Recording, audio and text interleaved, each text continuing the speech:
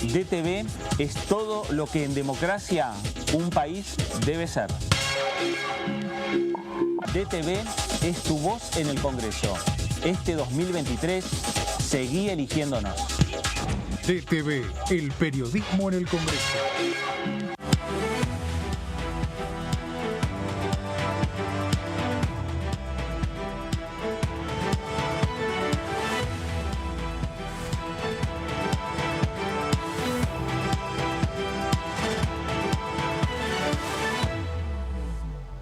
¿Cómo le va? Esto es el análisis por aquí por DTV, el análisis por Diputados Televisión, en una jornada que todavía no tenemos definiciones respecto a las autoridades de la Cámara de Diputados a partir de el 10 de diciembre, a partir de la conformación del nuevo Congreso, a partir de la jura que va a ser el presidente de la Nación electo, Javier Milei, y de la vicepresidenta, Victoria Villarruel, ante la Asamblea Legislativa, y todavía no está resuelto las autoridades de la futura Cámara de Diputados de la Nación. Hay reuniones fuera del Parlamento Nacional, hay reuniones dentro del Congreso de la Nación. Lo cierto es que la semana que viene, el próximo día 7, va a ser la sesión preparatoria. Van a jurar los diputados electos el pasado 22 de octubre, diputados y diputadas nacionales de los diferentes bloques políticos, y allí sí, esas nuevas incorporaciones a la Cámara de Diputados, más los diputados que permanecen 2 años más con mandato por parte de la ciudadanía, van a ser los que van a elegir a las autoridades de la Cámara de Diputados, y también van a ir eligiendo las autoridades de cada uno de los bloques, porque también todavía no hay definiciones respecto a cada uno de las bancadas que conforman esta Cámara de Diputados de la Nación, quiénes van a ser sus futuras autoridades. De todo esto vamos a estar hablando en las próximas 2 horas. Esto es el análisis por aquí por DTV. Voy a saludar a mis compañeros que me acompañan en la jornada de hoy. Señor Marco Giorgetti, ¿cómo le va? Buenas tardes. Hola Fer, buenas tardes. ¿Cómo estás? Muy bien. Bueno, pasó una nueva Asamblea Legislativa. Sí, claro. Que vivimos ayer miércoles, y ya estamos contando los días para la jura y ya el recambio definitivo de lo que será el nuevo Congreso, pero en este caso la nueva Cámara de Diputados, con la expectativa, como decías vos, de qué va a pasar con la presidencia de la Cámara de Diputados, claro, que es la gran incógnita de resolver de acá al 7. Bueno, porque a partir de ahí empiezan a definirse el presidente, las vicepresidencias, las autoridades de los bloques. Bueno, ahí claro, empieza a definirse un poco el panorama. Esa definición la vamos a tener ya el día 7, la semana que viene. Seguramente extraoficialmente puede haber alguna novedad en las próximas horas, en reuniones que se dan en este Congreso Nacional, pero principalmente fuera del Parlamento Nacional.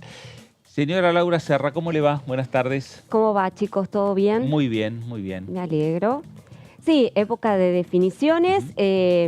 Por ahora, bueno, muchas incógnitas todavía por saldar. Sí. Todavía no se conoce, como bien decían ustedes, quién va a presidir esta Cámara a partir del próximo periodo de sesiones, tanto extraordinarias como ordinarias. Vamos a tener sesiones extraordinarias por cuanto el presidente electo Javier Milei así lo anticipó. Sí. Recordemos lo que son las sesiones extraordinarias. Es un periodo justamente al que convoca el presidente de la Nación por decreto, con un temario de temas que solicita que el Congreso trate. El periodo de sesiones extraordinarias puede extenderse a lo largo de los 3 meses, sí, de receso habitual que tiene el Congreso de la Nación, hasta el 1 de marzo, que es cuando sí arrancan las sesiones ordinarias del Congreso de la Nación, y es allí cuando los legisladores pueden abordar cualquier tema más allá de los que presente el Poder Ejecutivo. Lo que vamos a iniciar seguramente a partir de la asunción de Javier Milei es un periodo de sesiones extraordinarias que todavía no sabemos bien hasta cuándo podría extenderse. Claro. Pero todo indicaría que vamos a tener un verano con bastante tarea, porque bueno, ya anticipó algunas iniciativas que van a llegar y que van a requerir su pronta sanción para empezar a gestionar. Pero bueno, todo esto dentro de un mar de incertidumbre. Todavía no están definidos las jefaturas de los bloques, no solamente claro, la presidencia de la Cámara de Diputados. Seguramente una vez definido ese casillero, de a poco se van a ir completando los demás. Así que de acá hasta el 7 de diciembre vamos a tener días con bastantes novedades. Bueno, es interesante lo que dice Laura. ¿Por qué? Porque el presidente de la Nación convoca sesiones extraordinarias. Él puede convocar a partir del 11 de diciembre hasta el 28 de febrero. Y el Congreso después internamente define también, bueno, los momentos para sesionar, porque por lo general vamos a tener un año o un verano muy particular, ¿no? Con mucho movimiento, con mucha discusión política, mucha discusión parlamentaria, pero los legisladores pueden ordenarse entre ellos sus tiempos con la presidencia de la Cámara y resolver, tener fuertes discusiones a lo largo de diciembre y retomar entre fines de enero y febrero. Sí, hay varios diputados que dicen, yo las vacaciones de enero me las tomo. Estoy afuera. Sí, pero ¿no? más Suele que pasar. todo tiene que ver, sí, hemos visto, sobre todo durante el gobierno de Alberto Fernández, que ha mandado decretos con muchísimas leyes a tratarse, más de 20, Sí, y ninguna se ha tratado. No. Digo, es cierto lo que vos marcabas, Fer, el Poder Ejecutivo puede mandar un temario, pero no necesariamente Claro. el Congreso está obligado a tratarlo. No. O sea, es el Congreso que establece los tiempos y qué temas va a abordar. Tratándose de un gobierno que recién comienza, bueno, todo indicaría que los legisladores, bueno, van a estar prestos, Claro. no sé si prestos, pero bueno, van a estar más, sobre todo los que quieren darle gobernabilidad a Javier Milei, bueno, estarán para sesionar y trabajar en las comisiones respectivas.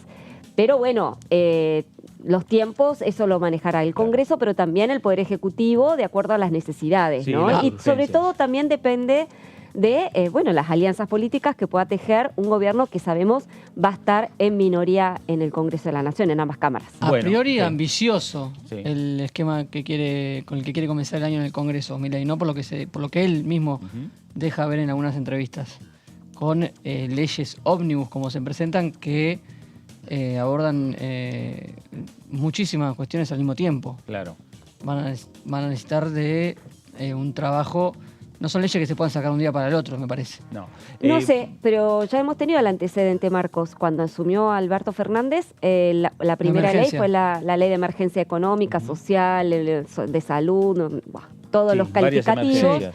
varias emergencias, y la sacaron Sí, con un bastante bloque rápido. de 118 diputados. Estamos de acuerdo, pero la sacaron rápido. Sí. Digo, acá, digamos, es cierto que va a ser más trabajoso el armado de los acuerdos, pero eso no quiere decir que no lo puedan sacar, digamos, o No, que, digamos, si logran esos acuerdos, justamente por esa razón, Milei lo quiere hacer rápido, porque cree que puede contar con el envión que le dio la elección, el balotaje del 19 de noviembre pasado, que con ese envión electoral podrá lograr esos acuerdos que Claro. necesita para suplir, bueno, el faltante de legisladores que hoy tiene y bueno, llegar a ¿Y la mayoría. Sí. Y la pregunta que me hago en este contexto es cómo se hace para elegir a un candidato a presidir la Cámara de Diputados que no deje un sector herido.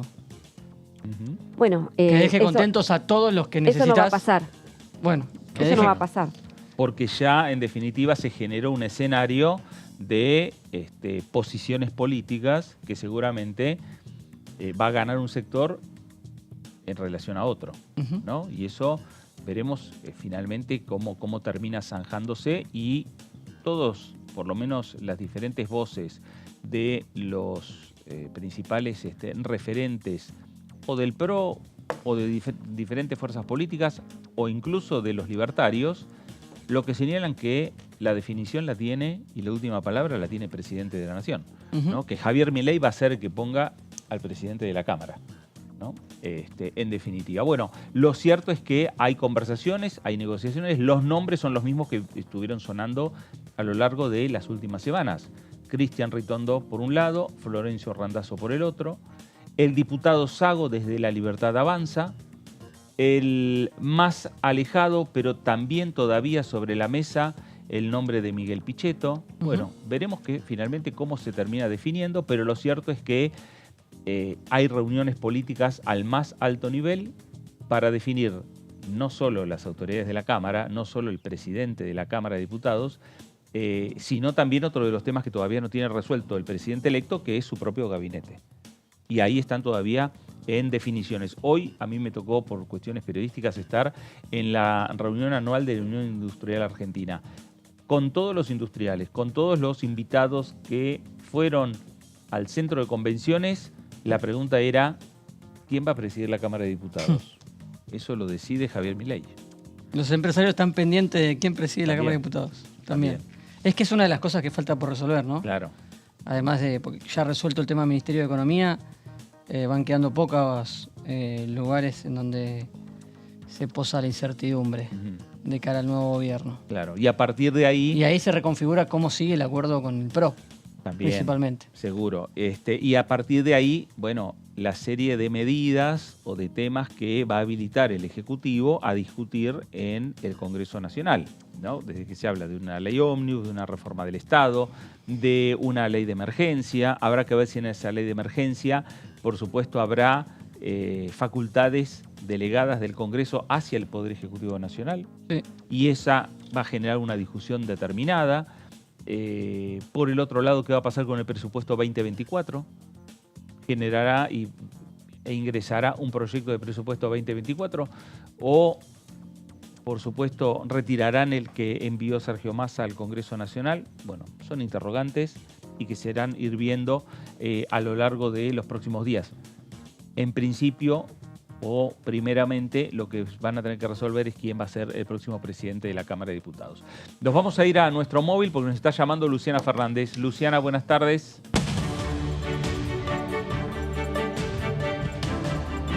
Hola Fer, Laura y Marcos, bueno, muy buena jornada para todos ustedes.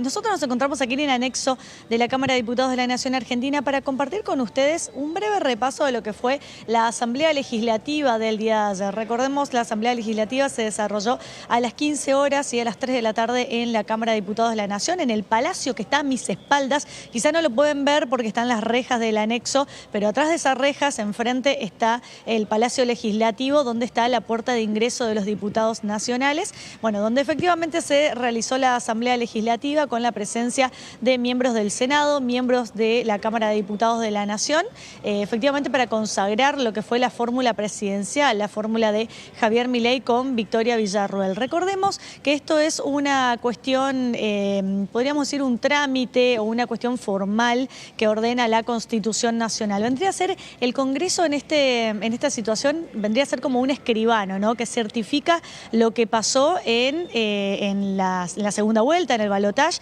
todos aquellos resultados que manda el Tribunal Nacional Electoral al Congreso de la Nación Argentina. Bueno, el Congreso reunido en conjunto en el Senado con la Cámara de Diputados, lo que hacen es una asamblea legislativa para certificar o para avalar todos esos datos del escrutinio definitivo que manda el Tribunal Electoral Nacional de los resultados efectivamente de lo que fue la segunda vuelta o más conocido como balotaje. Hace poco tiempo atrás, habrá menos de un mes, hubo otra asamblea legislativa donde se realizó el mismo procedimiento para convalidar la cantidad de votos que habían sacado las tres fórmulas en las elecciones generales. Estamos hablando de Patricia Bullrich, Javier Milei y Sergio Tomás Massa, lo que consagró a Sergio Massa y a Javier Milei para que se metan en la segunda vuelta. Y bueno, efectivamente la asamblea legislativa consistió en eso para el día de ayer. Como sabemos, entonces, con presencia de legisladores nacionales, tanto diputados como senadores, y presidido por Cristina Kirchner, que es la presidenta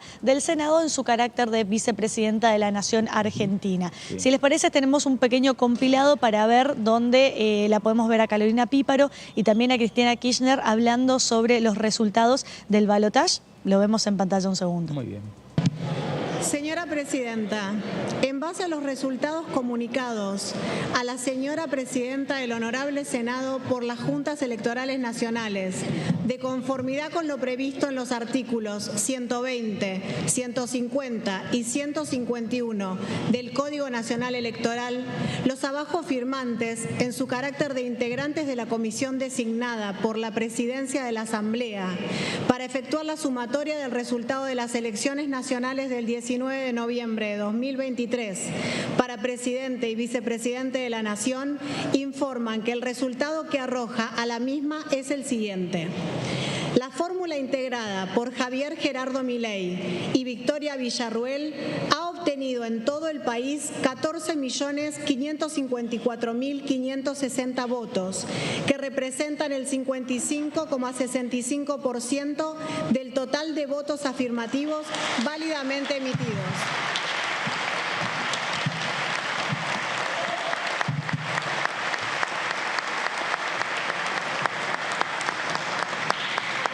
La fórmula integrada por Sergio Tomás Massa y Agustín Oscar Rossi ha obtenido en todo el país 11.598.720 votos, que representan el 44,35% del total de votos afirmativos válidamente emitidos. En consecuencia, la comisión designada propone proclamar como presidente y vicepresidente de la Nación Argentina para el periodo comprendido entre el 10 de diciembre de 2023 y 10 de diciembre de 2027 a los ciudadanos mencionados en primer término, Javier Gerardo Milei y Victoria Villarruel, y fijar las 12 horas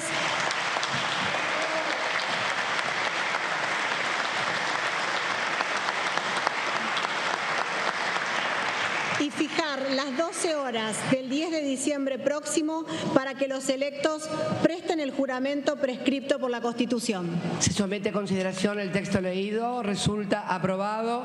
En consecuencia, queda proclamado presidente de la República Argentina para el periodo 10 de diciembre del año 2023 al 10 de diciembre del año 2027 el ciudadano Javier Gerardo Milei, y queda proclamada vicepresidenta de la Nación por el mismo periodo la señora ciudadana Victoria Villarruel. Se realizarán las comunicaciones pertinentes.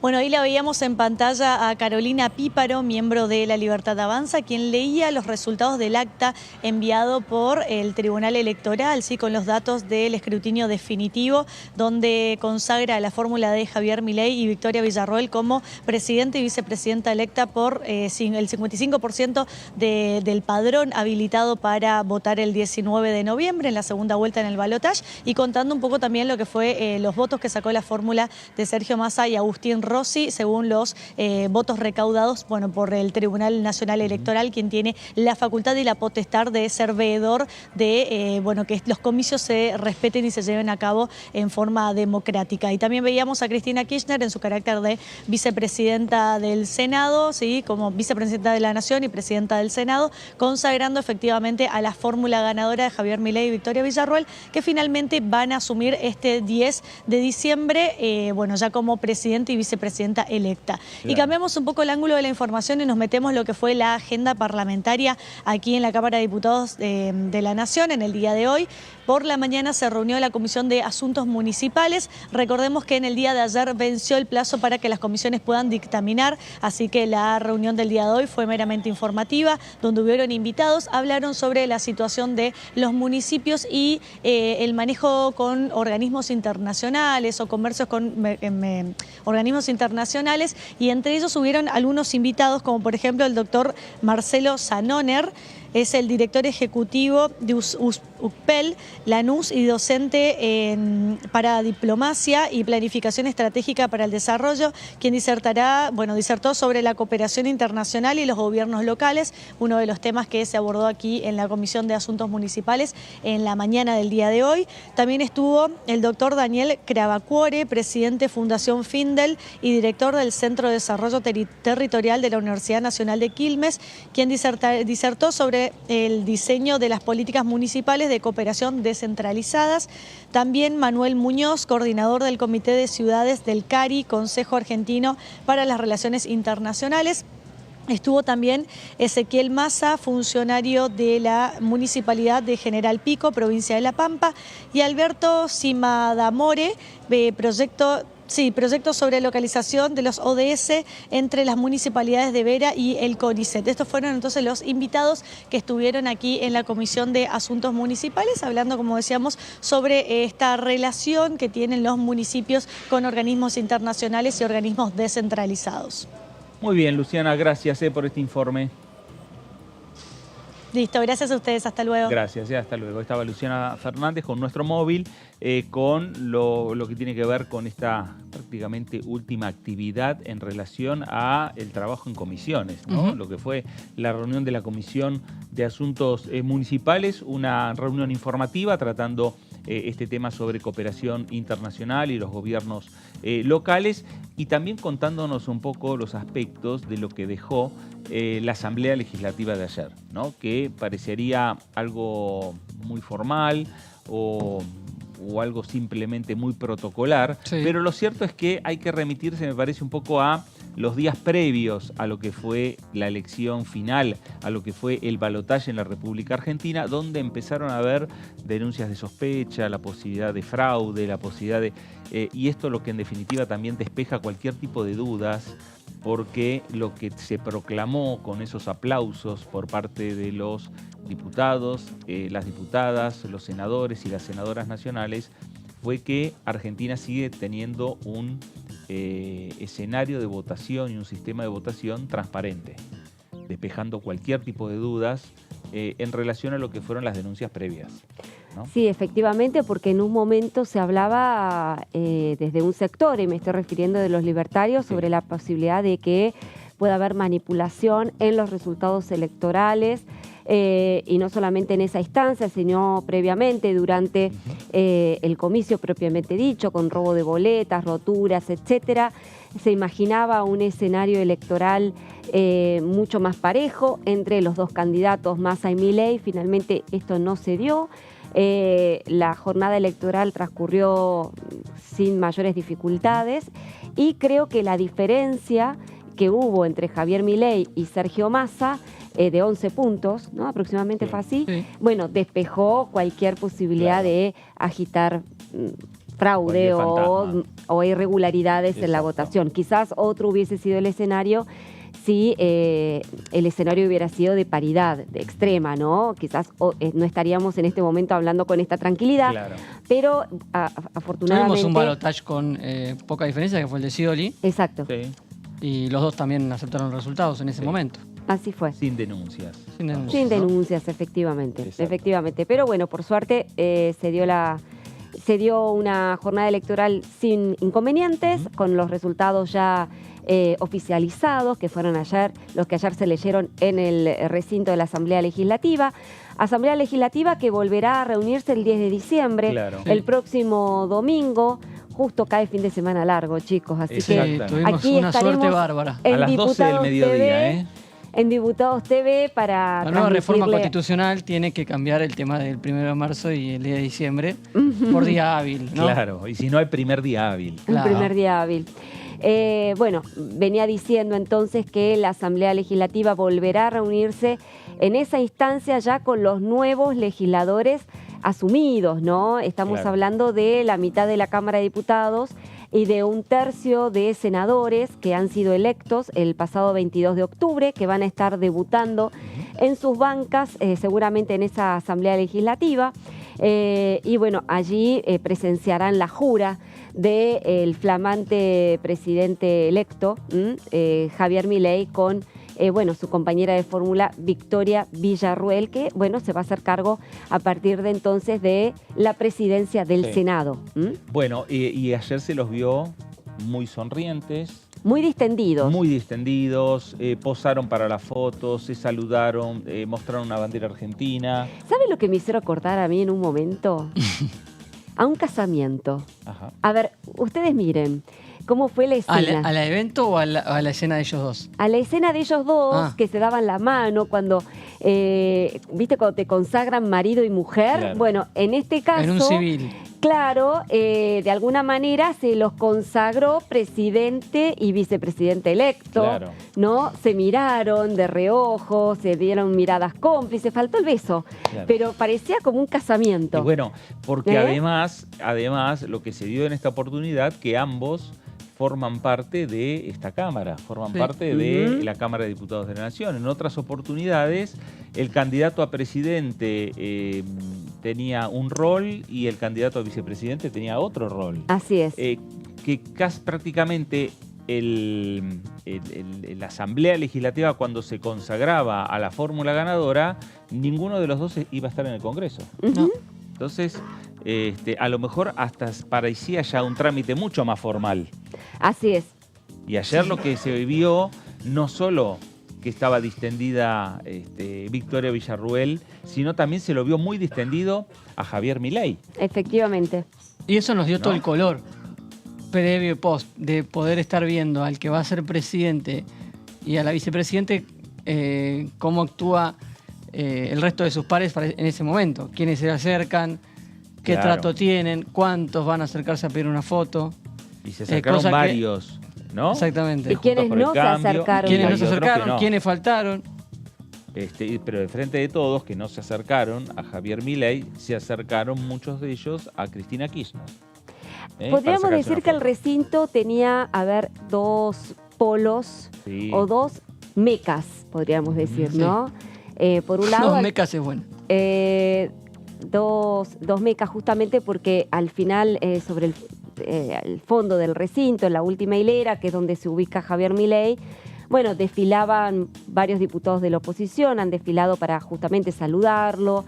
Llamó la atención a veces lo efusivo de los gestos de Javier Milei, que si uno lo contrasta con la actitud, el comportamiento que solía tener mientras fue diputado nacional, realmente era contrastante. Claro, ¿no? totalmente. Siempre solíamos ver un Javier Milei con gesto adusto, por veces enojado, las pocas veces que habló en el recinto con palabras bastante fuertes contra la casta. Y en este caso hemos visto otro personaje, veremos si es un personaje o no, pero otra persona, un tipo que estaba mucho más distendido, más sonriente y que inclusive se daba, digamos, de abrazos, pero abrazos, no te digo abrazos formales, No, no. o un apretón de manos de compromiso. Estamos hablando de efusión, digamos, Sí. ¿no? Yo le he visto abrazos efusivos con Mario Negri. Y Mario Negri es del radicalismo, partido al que creo que Javier Milei ha denostado más que al peronismo. Digo, ha tenido las palabras más fuertes, más críticas, ha sido con el radicalismo y sin embargo se dio un abrazo muy caluroso con Mario Negri, con varios integrantes del radicalismo que se acercaron a saludarlo.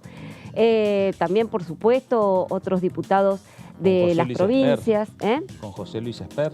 Bueno, pero también. José Luis Esper se puede entender porque han sido aliados en otro Sí. momento político. Pero estaban distantes. Estaban distantes, pero bueno, ponele que se conocían. Con el radicalismo, chicos, ha sido, a ver, tremendo Javier Claro. Hay una Milei. Ha imagen. sido mucho más fuerte en sus críticas contra el radicalismo que con el peronismo. Y el radicalismo también fue muy crítico durante la campaña electoral, a partir de lo que decía Milei sobre Raúl Alfonsín. Exacto. Y si uno empieza a revisar las redes sociales de muchos diputados y diputadas del radicalismo, los propios diputados y diputadas del radicalismo colgaron en sus redes alguna foto del saludo de ayer a la tarde con Javier Milei. Bueno, forma parte de este cambio de escenario. Creo que, se dice siempre, ¿no? Que la política es el arte de lo posible. Sí. Cuando uno ve que hay animadversiones que parecen irreconciliables, evidentemente finalmente no lo son, porque siempre hay necesidades de por medio, siempre hay intereses de por medio. Y en la política es lo que priman. No va a faltar oportunidad en el que Milei vaya a pedirle el voto a los radicales y no va a faltar oportunidad en que los radicales, sobre todo los gobernadores, vayan a pedirle recursos a Milei. Entonces, en esa negociación, me parece que los dos han bajado como un cambio Sí, claro. en las agresiones mutuas y eso es lo que se vio ayer, ¿no? Lo que hemos visto ayer es, bueno, dejamos de lado los pertrechos de la campaña, dejamos de lado la munición gruesa con la que nos disparamos durante toda la campaña electoral y ahora, bueno, empieza como una Sí, nueva etapa. claro. Veremos qué resabios quedan de esa campaña electoral. Veremos si efectivamente estamos ante un Milei auténtico ahora o un Milei personaje ahora. Digamos, todo es incertidumbre Claro. porque nadie lo conoce, efectivamente, cómo va a trabajar y cómo va a ser su actitud como presidente de la Nación, si va a ser, bueno, aquel candidato de la motosierra en campaña que, bueno, vivaba contra la casta, o un hombre más templado y más conciliador, que es una faceta que hasta ahora no conocemos. Soy uno de ustedes, en definitiva. Veremos. Hoy, ¿no? Hay que ver. Hay que ver. Pero lo cierto es que ayer se vio eso, se vio un Milei que le cayó la ficha de que es presidente de la Nación, que es presidente electo, que en los próximos días, en las próximas horas, va a asumir ya formalmente el cargo de presidente de la Nación, que se dejó atrás la campaña política y no solo Milei lo mostró ayer, sino que también otros sectores políticos como la Unión Cívica Radical. Ya no era el saludo entre dos ciudadanos que fueron candidatos, dirigentes políticos o no, pero lo cierto es que fueron candidatos en una elección. Ya era el saludo con el presidente de la Nación, ¿no? Y era la foto con el presidente electo en las próximas horas, en los próximos días, presidente de la Nación. Bueno, el escenario que vamos a empezar a ver a partir de la semana que viene, ya a partir del día 10, cuando jure como presidente de la República Javier Milei, y para ese momento ya tenemos todas las definiciones que estábamos esperando y con todos los interrogantes que tenemos en el día de hoy, ¿no? Que es quiénes son las autoridades, quiénes van a ser finalmente los ministros y las autoridades del Poder Ejecutivo Nacional, las autoridades del Congreso de la Nación, las autoridades de los diferentes bloques políticos en esta Cámara de Diputados, algo que con el correr de las horas, con el correr de los días, vamos a empezar a tener mucho más claro y sin lugar a dudas, el día 10 vamos a estar viviendo otro momento histórico que tiene la República Argentina, como es el día de la jura del nuevo Poder Ejecutivo Nacional, la jura del presidente de la República y la jura, en este caso, de la vicepresidenta de la Nación.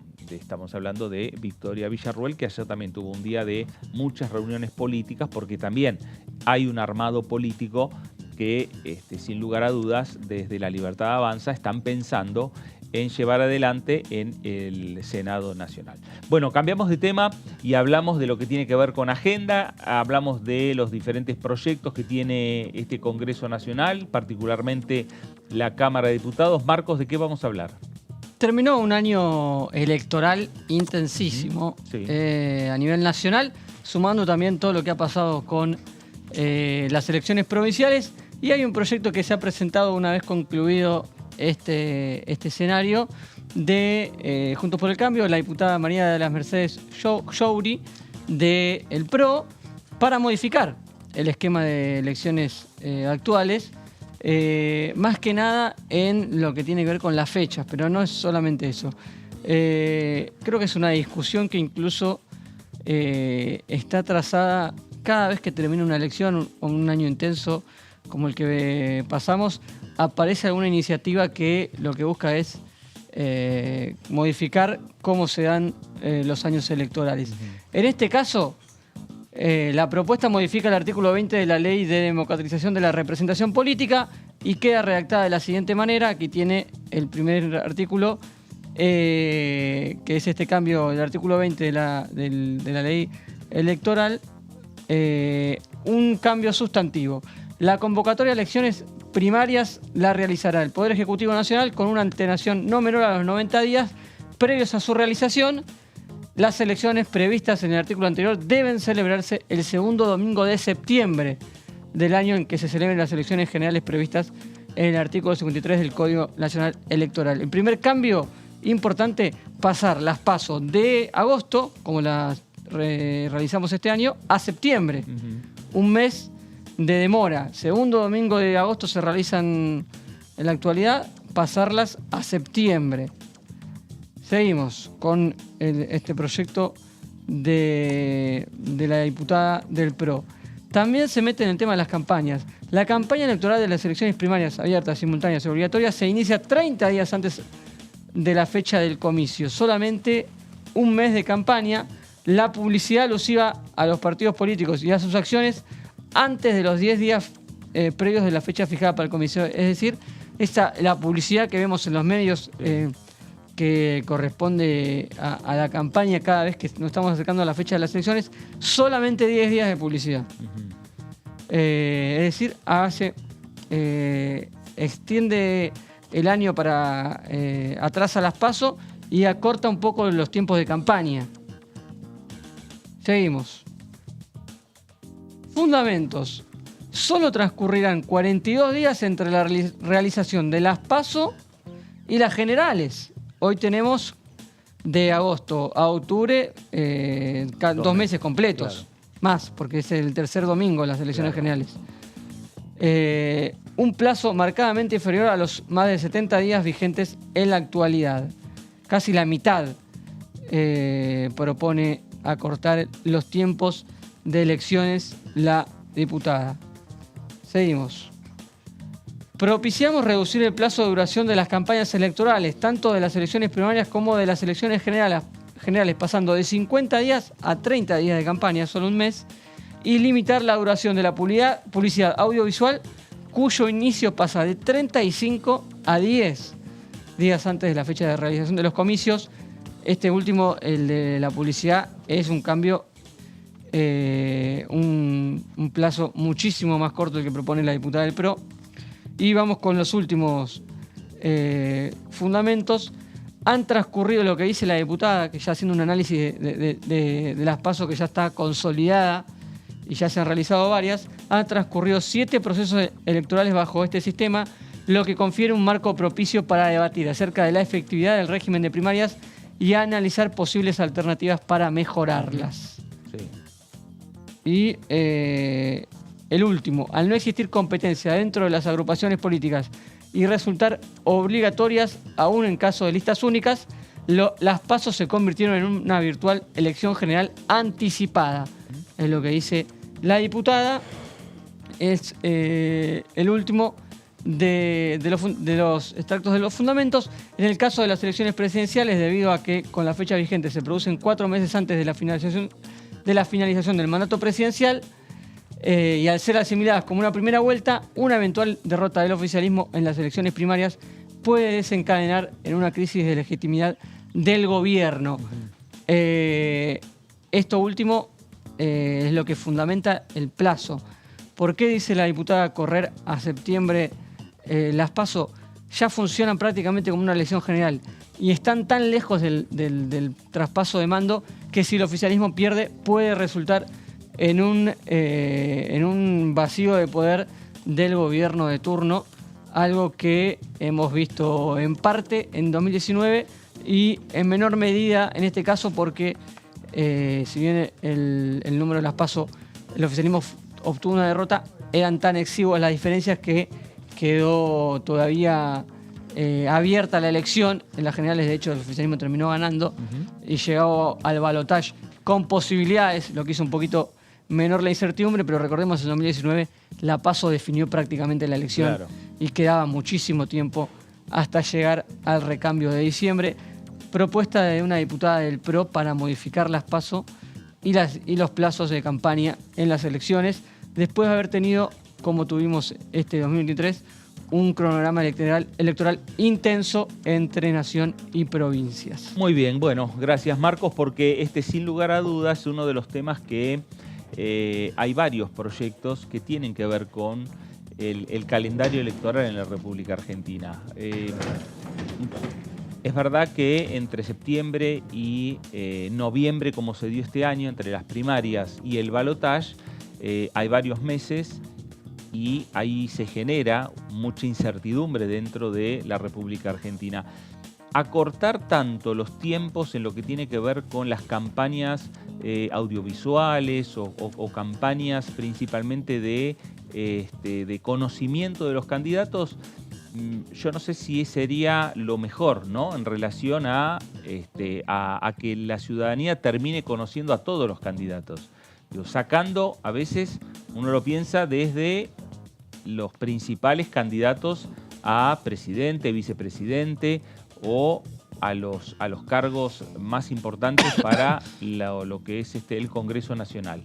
Ahora, hay muchas fuerzas políticas que la única manera de mostrarse es por intermedio de esos spots publicitarios que son financiados por el Estado Nacional en el marco de lo que es las elecciones primarias abiertas, simultáneas y obligatorias.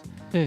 Habría que ver, ¿no? Eso Sí, me parece de qué interesante manera. que lo que dice la diputada Jouri es... ya tenemos experiencia suficiente como para ponernos a debatir las cosas que Sí. se pueden modificar y mejorar Exacto. de las PASO que desde que se sancionaron están funcionando de la misma manera. Sí. Con el formato que se sancionaron se sostienen hasta hoy. Y hay otros proyectos donde también están hablando de, y empiezo a recordar un proyecto de Emilio Monzó, Sí. de buscar una eliminación de las elecciones de medio término. Sí. Que es Que un poquito Argentina más. vote cada 4 años. Ahí me parece que hay que hacer una Hay que reforma modificar la constitucional. Constitución Nacional. Exactamente. Es más complicado. Es más Sí, complicado. hoy estuvo circulando como También. rumor que es una idea de Javier Milei, ¿no? Sí. Yo la verdad que no tengo chequeado si es realmente así. Pero No, estuvo por eso circulando un rumor que por- estuvo circulando en Exacto. versiones periodísticas. Sí, pero Eh, es más, esas versiones indicaban que como que el presidente electo quisiera hacer alguna modificación legal por intermedio de una ley. que es Y- imposible. Y que es imposible. La única ley que puede avanzar ahí es la declaración de necesidad de reforma constitucional con mayorías especiales, cosa también difícil, y a partir de ahí ese acuerdo político tendría que Es ser cierto que para Emilio Monzó sí modificar. lo tenía como una idea Sí, lo que la ha tenía como mencionado idea varias veces. Y me parece que tiene proyectos presentados al respecto. Y en su momento, quien también hizo declaraciones sobre este tema, principalmente por lo que tiene que ver con el impacto, ¿no? de político en un país donde vivimos la política tan intensamente, donde el 10 de diciembre que asuma el nuevo gobierno, ya empiezan a discutirse a ver las candidaturas para el 2025, Sí. ¿no? Y en su momento quien hablaba también de este tema era la entonces vicepresidenta Gabriela Michetti. También hablaba de la posibilidad de... Hay que decir que no es garantía de nada, porque a Juntos por el Cambio, a Cambiemos le fue muy bien en las elecciones de medio término. Claro, Y meses después tenía que estar enfrentando muchísimos problemas en la economía, así Sí. que la elección ahí no influyó en nada, no, digamos. claro. Y por el contrario, al Frente de Todos le fue muy mal en la elección de medio término y sin embargo llegó al final de mandato con todos los problemas que tuvo, pero Sí. sin que haya sido efecto de esa elección, sino más bien de todos los problemas internos que tuvo. Bueno, pero más allá de lo que uno puede llegar a pensar, lo cierto es que este proyecto de la diputada Jouri, lo que decimos de alguna iniciativa de Monzó o de cualquier proyecto referido a cambios electorales, el momento de analizarlos y tratarlos es el año que viene. Año no electoral, por lo menos esa es una digamos, una opinión que circula en el Congreso respecto a Uso la y necesidad costumbre. de usos y costumbres, de discutir temas electorales en años que no sean electorales para no cambiar las reglas, Sí. ¿no? Básicamente por eso. Así que bueno, veremos. Lo a ver qué óptimo nos sería ocurre. ya avanzar con lo que ya tiene media sanción, ¿no? La boleta única. También, claro. Digamos, avancemos con lo que ya de alguna manera se ha trabajado en una de las cámaras y que creo que podría ayudar muchísimo para, bueno, justamente fortalecer el sistema electoral sin tanto dispendio de recursos que muchas veces origina la impresión de boletas, Sí. como así también a la transparencia del sistema, evitando así el robo, la rotura de boletas, que bueno, todo este tipo de maniobras que año tras año electoral se denuncian por parte de los partidos políticos, pero sobre todo tiene que ver con hacer un sistema un poquito más confiable y menos oneroso, ¿no? Claro, exacto. Bueno, sobre ese tema hay un proyecto de Pablo Tonelli. Hay una media presentado hace- sanción. Hay una media sanción de la Cámara de Diputados que está en el Senado. Sí. O sea que Cristina no lo quiso tratar nunca. Claro. Con lo cual, y aparte lo ha dicho Javier Milei, que él está de acuerdo, con lo cual, a ver, si hay un impulso presidencial, podría bien convertirse en ley. O sea, el primer paso ya fue dado. Claro. Habrá que ver efectivamente si en esta nueva gestión puede alumbrar un cambio de estas características, que creo que, no solamente lo piden los partidos políticos de la oposición, también lo pide la justicia electoral, ¿no? Que cada elección es siempre, es garantizar la impresión de boletas, que las boletas lleguen a los establecimientos de votación. Es toda una logística que bien podría ahorrarse o simplificarse con una boleta única, que es un sistema que en definitiva hoy está en uso en nuestro país, en algunas provincias, por ejemplo Córdoba, Santa Fe.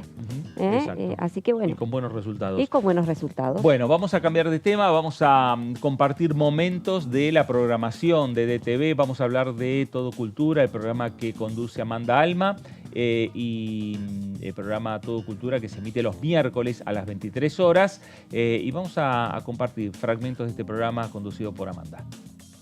Yo estudié en la Escuela de Teatro de La Plata, seguí estudiando de forma particular con diferentes personas, actuación, estudié dramaturgia en La Plata con Diego de Miguel, y después hay algo que pasa, viste, como estando en... Yo soy de La Plata. Sí. Estando en esos lugares que vos sentís esta idea de que Dios atiende en Buenos Aires, en Capital. Es real. Y lo querés conocer. Vos venís, digamos, a ver la cara de Dios. No, realmente las grandes posibilidades laborales están acá. Te subís al 129, la autopista, y claro, y venís. A la avenida Corrientes. Y este tiempo también me formé en la UNA, en la maestría de la UNA, maestría en dramaturgia, y conocí un grupo de gente bárbaro, un grupo de docentes también bárbaros, que me han incentivado, me han invitado a situaciones, he participado de congresos, y bueno, la idea es empezar a venir también un poco acá, no abandonar mi lugar y mi espacio, digamos. Por supuesto, no te van a dejar ir rápidamente a La Plata. Claro. Y también decir que trabajo, digamos, en colaboración con el viejo Almacén El Obrero, que es un teatro que tiene 25 años, que es de la ciudad de La Plata, donde es un grupo que trabaja en cooperativa, es una asociación, y, digamos, levantamos la copa por un teatro popular, por un teatro, digamos, que hable de situaciones de la realidad, mitos populares, eso, plantar esa bandera. Yo valoro mucho, digamos, el aporte que hace el Instituto Nacional de Teatro a los grupos, no solo a los grupos consolidados, sino a los grupos concertados, a los espacios, a las giras. Digamos, el Instituto Nacional de Teatro invierte muchísima cantidad de dinero en todas las provincias del país a través de una organización en regiones. Digamos, ha permitido a diferentes grupos acceder a través de situaciones a compra de salas, a compra de equipamiento. Digamos, es algo que hay que defender, es algo que hay que atender y es algo que hay que estar encima de esos presupuestos, digamos, claro, ¿no? Y de esa situación. Esta idea de competir con, los competidores del teatro, ¿no? Que pueden ser, ¿no? Desde las aplicaciones y demás. El teatro tiene algo que es muy propio y es algo como que nunca va a dejar de estar, digamos, esa idea que apareció en la pandemia, ¿no? Como, no sé qué, y ahora qué hacemos, bueno, finalmente... La hiperconectividad. Claro. Bueno, pero también se hizo teatro a través de las pantallas, ¿no? Se encontró la manera de hacer esas cosas. Exacto. Sí. Algunas más felices, otras no tantos, pero, digamos, se encontró la salida, digamos. Y después, digamos, decirte que tampoco tengo tanto conocimiento. He ido de gira a algunas provincias a través, justamente, de las líneas del Instituto Nacional de Teatro. Y ahí te encontrás con un montón de gente haciendo un montón de cosas. Exacto, sí, con realidades diferentes, salas muy equipadas en lugares que decís, ¿cómo está esto acá? Bueno, el Instituto Nacional de Teatro. Bueno, fue un premio que sí, yo, digamos, llegó un momento en donde, sobre todo en la pandemia, que dije, bueno, no puedes ensayar, no puedes hacer funciones y bueno, esto sí se puede hacer solo, digamos. Como sentarte, pensar, leer, cursar de manera virtual talleres de dramaturgia. Así que bueno, sí, ese fue como el gran salto, digamos. O sea que ya está, las tablas medio que están quedándose, estás más para abajo, ¿no? Estoy en un proceso medio sí, así. ya te intuyo que la estás abandonando, no para siempre, pero por lo menos no ponerle toda la energía a subirte al escenario, a interpretar, sino, bueno, escribir lo que se interpreta, ¿no? Claro. Es otro universo. Sí. Es otro universo, es otra cosa. Sí, no sé, es como... hay algo ahí en donde vos ves de afuera y no ves de adentro, digamos. Ahora estoy justo empezando un proceso de ensayos con un elenco, una obra para el año que viene. Justamente esta obra sobre las Malvinas, que quedó ahí. Bien, me encanta que la hayas retomado para finalmente ponerla más allá de lo que el concurso haya sido. Sí, así que bueno, totalmente resignificada a partir de todo esto. Así que bueno, estamos en ese proceso con el grupo de ponerle voz a esta nueva etapa que se viene. Bueno, ahí estaba Amanda Alma, Todo Cultura, todos los miércoles a las 23 horas y los diferentes personajes, los diferentes entrevistados, las diferentes entrevistadas que tiene Amanda, como veíamos recién a un dramaturgo hablando sobre bueno, su trabajo, sus obras y también los momentos por lo que pasamos todos, como fue el momento de la pandemia y qué mejor tarea para desarrollar en ese momento según la obra que estaba llevando adelante. Repetimos Todo Cultura los miércoles a las 23 horas por aquí por DTV. Bueno, antes de irnos a la pausa, hablábamos un poco de lo que tiene que ver con la agenda del Congreso. Y dentro de la agenda del Congreso está el presupuesto 2024. Sí. Ahí hay un gran interrogante. ¿Está en la agenda? Y bueno, está en la agenda hoy, ¿no? La agenda tiene un montón de proyectos. Está ingresado, digamos. Ingresado. Ahora, ahí es como los que a uno le pregunta quién va a definir el nombre del presidente de la Cámara de Diputados. Y la respuesta es, la definición la va a tener el presidente electo, la va a tener Javier Milei. ¿Qué va a pasar con el presupuesto 2024 y con el resto de los proyectos que están en la agenda hoy del Congreso? Ahí dependerá del presidente. Del presidente del presidente del Ejecutivo y en línea con el presidente que asuma el rol de conductor de la Cámara. Claro.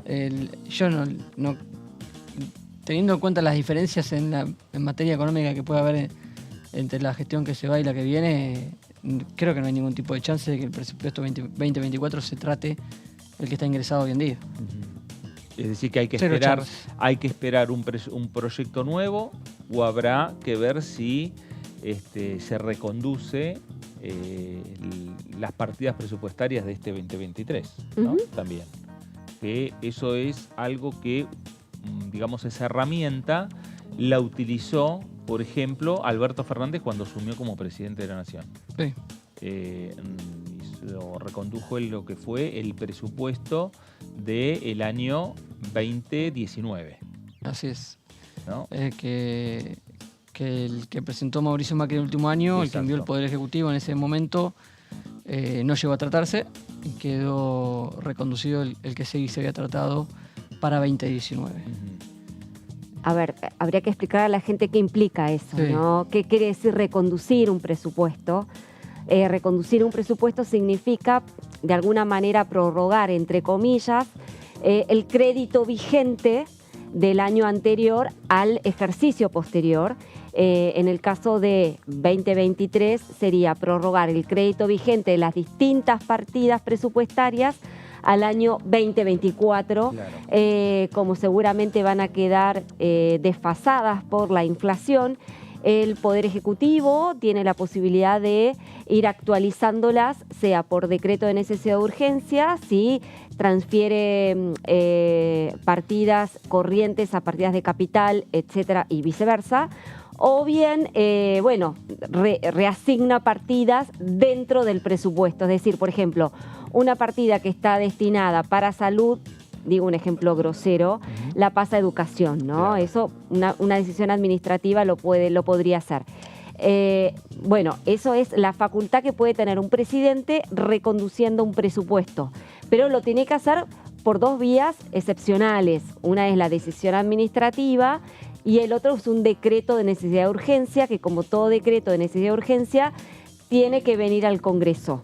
Claro. A debatirse, a discutirse en la comisión bicameral respectiva. Claro, exactamente. Y eso también lo que le da, me parece, le da tiempo al nuevo Ejecutivo a reorganizarse, a organizarse, ¿no? Principalmente lo que tiene que ver con los números de la República Argentina, que el presidente asume el día 10. y tendría 20 días para resolver un tema de presupuesto. Es una herramienta importante como para empezar a organizarse y después ver más adelante el envío o no de un proyecto de ley de presupuesto.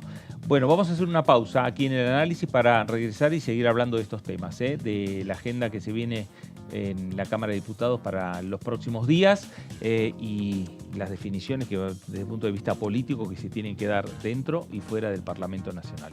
Pausa, esto es el análisis por aquí por DTV y regresamos enseguida.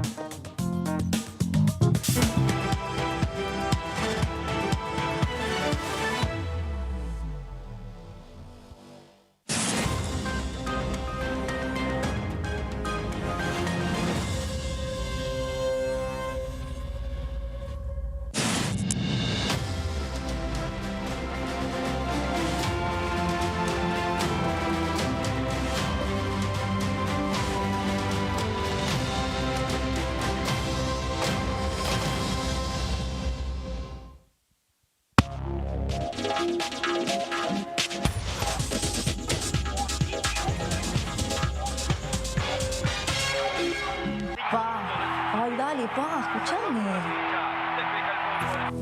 Mirá lo que tengo para mostrarte. Así vas a estar en 10 años. ¿Cómo te ves?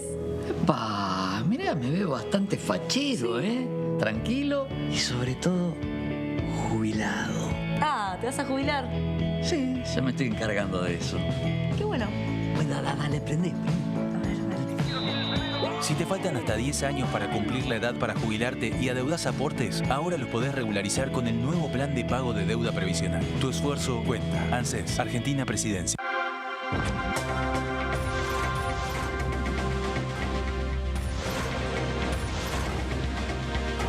Ellos son tu voz.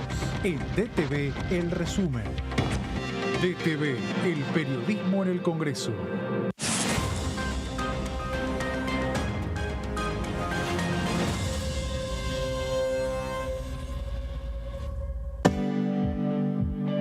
Si somos dueñas y dueños de nuestros libros, somos protagonistas de un futuro mejor.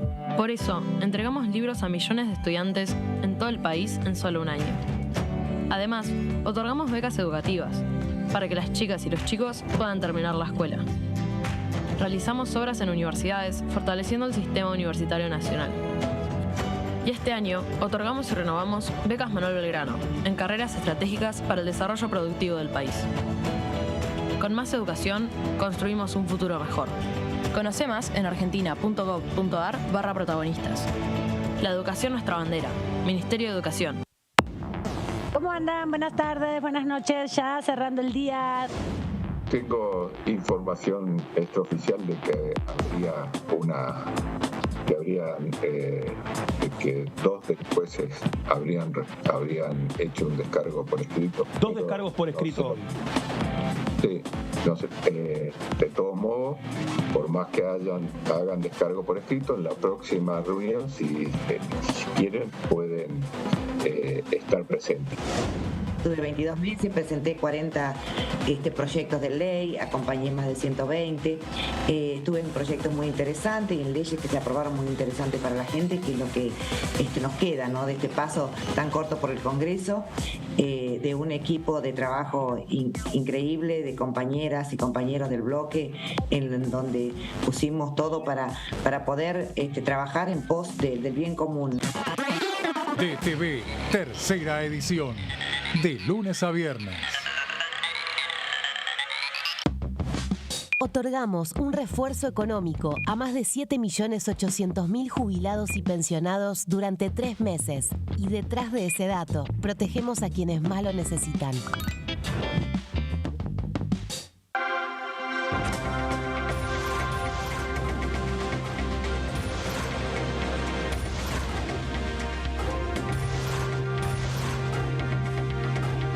Ellos son tu voz en la tercera edición.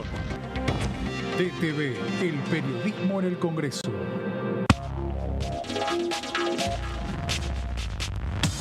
DTV es información, es diálogo y es análisis. DTV es pluralidad de voces, es libertad de expresión. DTV es federalismo. DTV es todo lo que un país en democracia tiene que ser. DTV es tu voz en el Congreso. Este 2023 seguí eligiéndonos. DTV, el periodismo en el Congreso.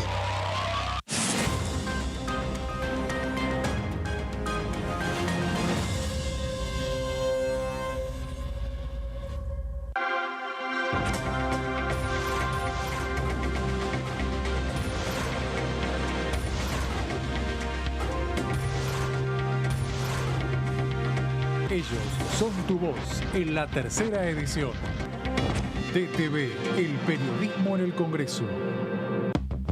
Lanzamos líneas de crédito para trabajadores de hasta 400.000 pesos a devolver en 24, 36 o 48 cuotas.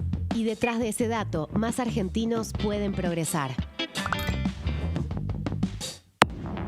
Hola, hola, ¿cómo les va? Muy bienvenidos a una nueva edición de Coagenda.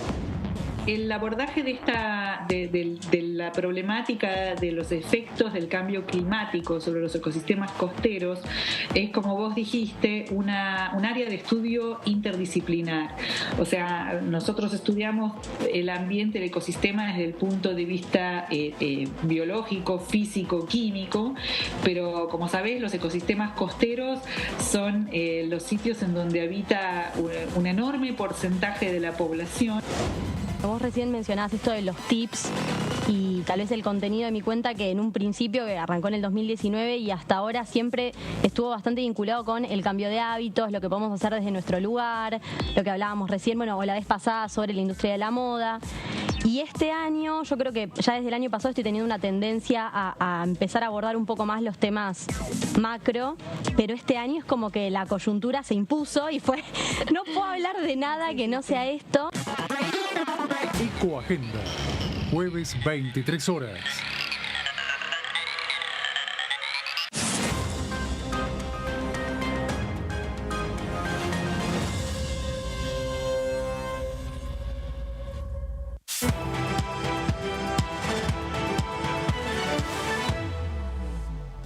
Muy bien, regresamos aquí a el análisis por DTV, el análisis por Diputados Televisión. Vamos a saludar a nuestro invitado del día de hoy, diputado Daniel Arroyo. ¿Cómo le va? Gracias por visitarnos. Muy bien, buenas tardes y un gran gusto. Bueno, momentos de definiciones. Más allá de que Javier Milei está definiendo su gabinete, más allá de que también están definiendo autoridades de la Cámara, empiezan también definiciones. Unión por la Patria tendrá que definir sus autoridades, tendrá que definir también el perfil que va a tener para los diferentes proyectos que en su momento Unión por la Patria quiere empezar a discutir. Sí, yo primero creo que tenemos que tener un perfil opositor, claramente, nos puso a la ciudadanía en ese lugar, serio y racional. En mi opinión, ese es el perfil que tenemos que tener. Tenemos que ser críticos de las políticas que tengan que ver con procesos al estilo privatizar YPF o de shock o políticas de shock o ese estilo. Tenemos que ser propositivos, plantear propuestas y actuar racionalmente. Para mí es eso. El bloque está consolidado, hay distintas miradas, pero en términos generales vamos por ese lado. Espero que lo podamos hacer sanamente. Veremos primero quiénes son las autoridades de la Cámara, qué proyectos presentan de entrada, de qué tipo de reforma, y en función de eso se irá ordenando. Pero yo creo que tenemos que tener un perfil claramente opositor, muy serio, muy responsable, propositivo y muy racional. Si hay cosas que sean racionales, habrá que acompañarlas. Si hay otras que no, no habrá que acompañarlas. ¿Se podrá armar una mesa de diálogo permanente entre el oficialismo de La Libertad Avanza y, digamos, la primera minoría como es Unión por la Patria? Por lo menos hay que crear una mesa que opere al estilo de qué tipo de proyectos van, de qué características, qué prioridades, de labor parlamentaria. Yo me imagino un esquema de labor parlamentaria ampliado, sostenido. Eso para mí es racionalidad, que se constituya una mesa, independientemente que nosotros hay cosas que seguramente vamos a votar en contra, pero que haya una cierta lógica de prioridades, de proyectos. Algo bueno que hasta acá entiendo que va a pasar es que van a llamar a extraordinarias, que no se está tentando el gobierno en hacer por decreto cambios estructurales tan profundos, sino que está llamando a extraordinarias. Eso lo veo como algo positivo. Yo haría una mesa de labor parlamentaria permanente, al menos para diferenciar temas, qué tipo de prioridades y qué proyectos se van a tratar en el Congreso. Diputado, ¿cómo le va?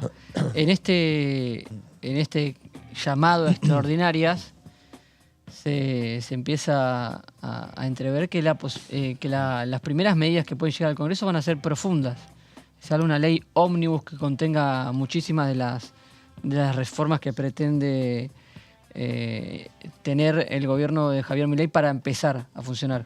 ¿Qué opinas sobre eso? ¿Qué chances le ves en la Cámara de Diputados? Primero yo aspiraría a que envíe un presupuesto.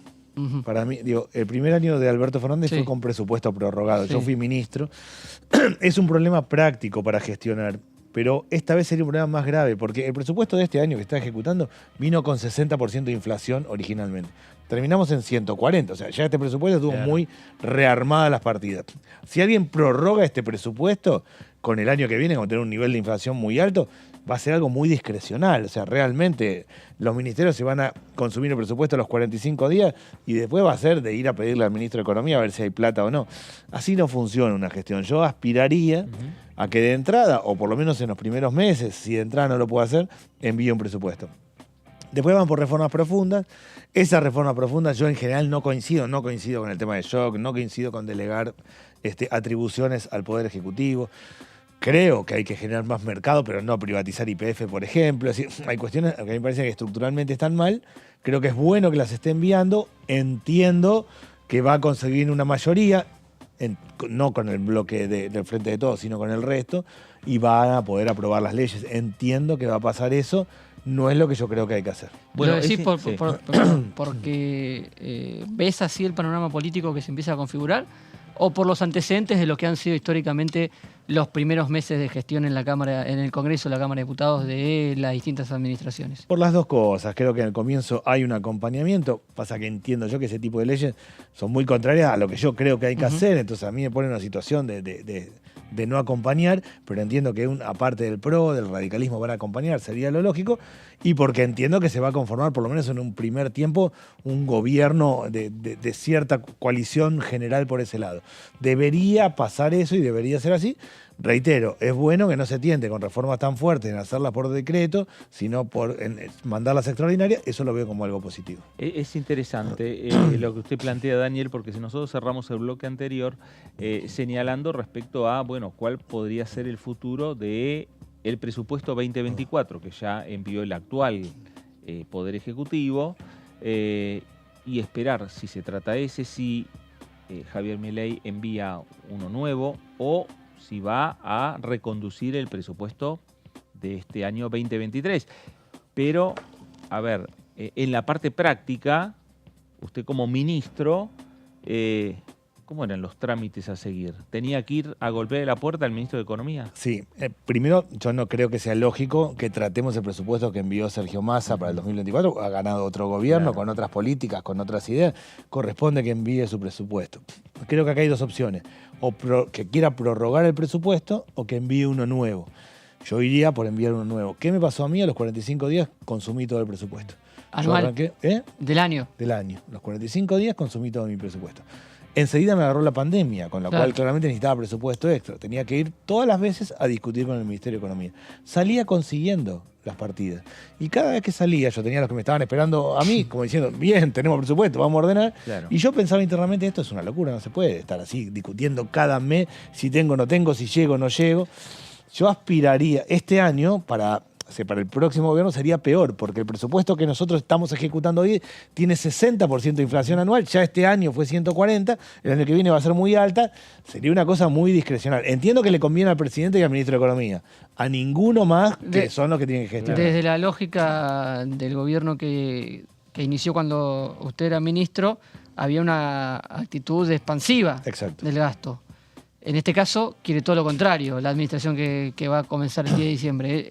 ¿No le estaría conveniendo en ese sentido? Sí, pero no permite planificar las áreas. Yo entiendo que vamos a un presupuesto de ajuste, y entiendo que el gobierno va a un recorte de gastos, pero eso tiene que fijarlo en el presupuesto. Si no, lo que pasa en la práctica es que cada mes tienen que ir a discutir todo. Y así no hay gestión, no hay planificación.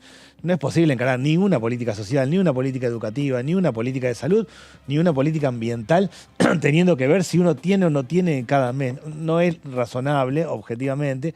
Entiendo que es difícil tal vez mandar ahora un presupuesto el 10 de diciembre, pero una opción sería mandarlo los primeros días del año. Hay como alternativas razonables. Yo diría, no, ojalá no se tiente el gobierno con prorrogar presupuesto. No fue un buen esquema en el primer año de gobierno de Alberto Fernández, mucho peor ahora porque el gap entre la inflación presupuestada y la que se dio es más alta, con lo cual el nivel de discrecionalidad sería altísimo y le haría muy difícil a cualquier área. Al que es el director de Parques y Paseo, tiene que tener claro qué presupuesto va a tener el año y cómo lo va a aplicar y no ir a discutir cada vez. Yo creería que no debería tentarse con eso. Entiendo que tal vez no tenga hoy los elementos para mandar el lunes 11 un presupuesto, el 11 de diciembre, pero lo podrá hacer en el transcurso del año, los primeros meses. Claro. Daniel, ¿qué va a pasar con esos proyectos, por ejemplo, los suyos? Proyectos que tienen que ver principalmente con el acompañamiento del Estado en distintos niveles de la ciudadanía. Bueno, un proyecto que yo tengo, y yo espero que lo pueda tomar el gobierno porque es clave, es el tema de los 400 mercados centrales para que el productor venda directamente y bajar el precio de los alimentos. Hoy estamos ante un problema y es que los alimentos están subiendo y todavía no subieron los regulados. O sea, no subió la luz, el gas, subió muy poco la nafta, todo. Cuando eso se libere van a volver a subir el resto de los precios. Yo veo un problema grave acá, que se está desacomodando mucho porque los precios no regulados suben. Los regulados van a subir cuando el gobierno libere el tipo de cambio o haga una devaluación o deje de tener control de precios. Y eso va a hacer que de vuelta la leche, de vuelta el pan, de vuelta la carne suba. Me parece que hay que tener algún mecanismo, por lo menos un mecanismo de 400 mercados centrales para que el productor venda de manera directa y uno sepa que ahí hay un precio de referencia. Yo entiendo que el gobierno puede no creer en los controles de precios, lo entiendo, pero tiene que haber algún precio de referencia. Uno tiene que más o menos ubicarse cuánto sale la leche, cuánto sale el pan. Me parece a mí que ese tipo de proyectos deberían tomarlos. Yo ojalá los tomen. Yo quiero colaborar claramente. A mí me parece que está muy desfasado el sistema de precios en Argentina, que hay que ordenar e ir a sistema de precios relativos razonables, pero lo que está pasando en la práctica hoy es que está desacomodándose el precio de los alimentos y no los regulados, lo que regula el gobierno, van a desregularse y van a volver a subir otra vez los precios. Debería haber alguna referencia. Hacer este proyecto de 400 mercados centrales, por lo menos saber que hay determinados costos y determinados productos que están a determinados precios. Bueno, en principio lo que dijo el presidente electo es que la Secretaría de Comercio desaparece. No. Los programas de precios cuidados desaparecen. Yo creo que hay una diferencia importante entre la teoría y la práctica. La teoría la entiendo y en algún punto la comparto. ¿Cuál es la teoría? Yo tengo un restaurante, pongo los precios altísimos, no me viene nadie, me doy cuenta que tengo que ir bajando los precios y voy a encontrar un punto de equilibrio. Ahora, en el medio pasan un montón de cosas. Eso tiene sentido si yo produzco sillas y vendo sillas y veo que están caras, que están baratas, me compran, no me compran. Ahora, leche, carne, frutas, verduras, la canasta básica es distinta. Yo sería cuidadoso con eso. Me parece que se está desacomodando al revés la cosa. ¿Qué entiendo yo? Que si aumenta la nafta, si aumenta la luz, si aumenta el gas, todo, aumentan los precios. Ahora, están aumentando los precios sin que aumente esto. Cuando aumentan, van a volver a aumentar y vamos a una calecita bastante complicada. ¿Cómo te va, Daniel? Un placer siempre recibirte acá en Diputados TV. No, preguntarte porque, bueno, justamente estamos todos como en un mar de incertidumbre hasta que no asuma el presidente electo, hasta que no presente sus primeras iniciativas y no dé a conocer su plan económico, ¿no es cierto? Que hasta ahora, digamos, lo sabemos por retazos, ¿no? Por pequeños, informaciones que van trascendiendo y que él mismo va comunicando. Pero, ¿vos crees que es necesario que este nuevo presidente impulse un plan económico integral? ¿Cómo ves esto de que quiere instrumentar medidas de shock? Que lo ha dicho él, ¿no es cierto? De no perder demasiado tiempo e instrumentar medidas de shock que van a doler, que vamos a ir hacia una inflación pronunciada durante al menos un año, combinada con recesión, lo que arroja una ecuación de estanflación. ¿Es evitable, no? ¿O cómo lo ves, digamos, en principio? ¿Qué percepción tenés como hombre que vas a hacer oposición a partir del 10 de diciembre? Sí, yo tengo mi cabeza partida ahí en dos planos. Una es, tiene legitimidad para hacerlo porque ha tenido 55% de los votos y porque planteó eso en la campaña. O sea, es alguien que viene a hacer un ajuste y que le planteó a la sociedad que viene a hacer un ajuste y que tiene legitimidad para hacerlo. Creo que no son esas las políticas que hay que encarar. Es complejo encarar una política de shock en la Argentina con 40% de pobreza, con 56% de pobreza en los niños y con el pan a 1.200 pesos. Es complejo encarar una política de shock. Hay que ir a buscar reordenar los precios relativos, sí. Esto está muy desacomodado objetivamente y hay que hacer un reordenamiento macroeconómico, yo eso lo entiendo. Ahora, yo no iría por el lado del shock. A mí me parece que hay que generar ciertas etapas. Lo que está planteando a mí no me parece correcto en el sentido que hay que primero desarmar las LELIC. Yo creo que hay que desarmar las LELIC y que eso es una bola impresionante que todo el tiempo va creciendo y que la emisión genera inflación. Pero ese es un problema de un conjunto de problemas. Creer que poner todo el acento ahí y tomar deuda para eso, a mí me parece que no es por ahí que hay que hacerlo.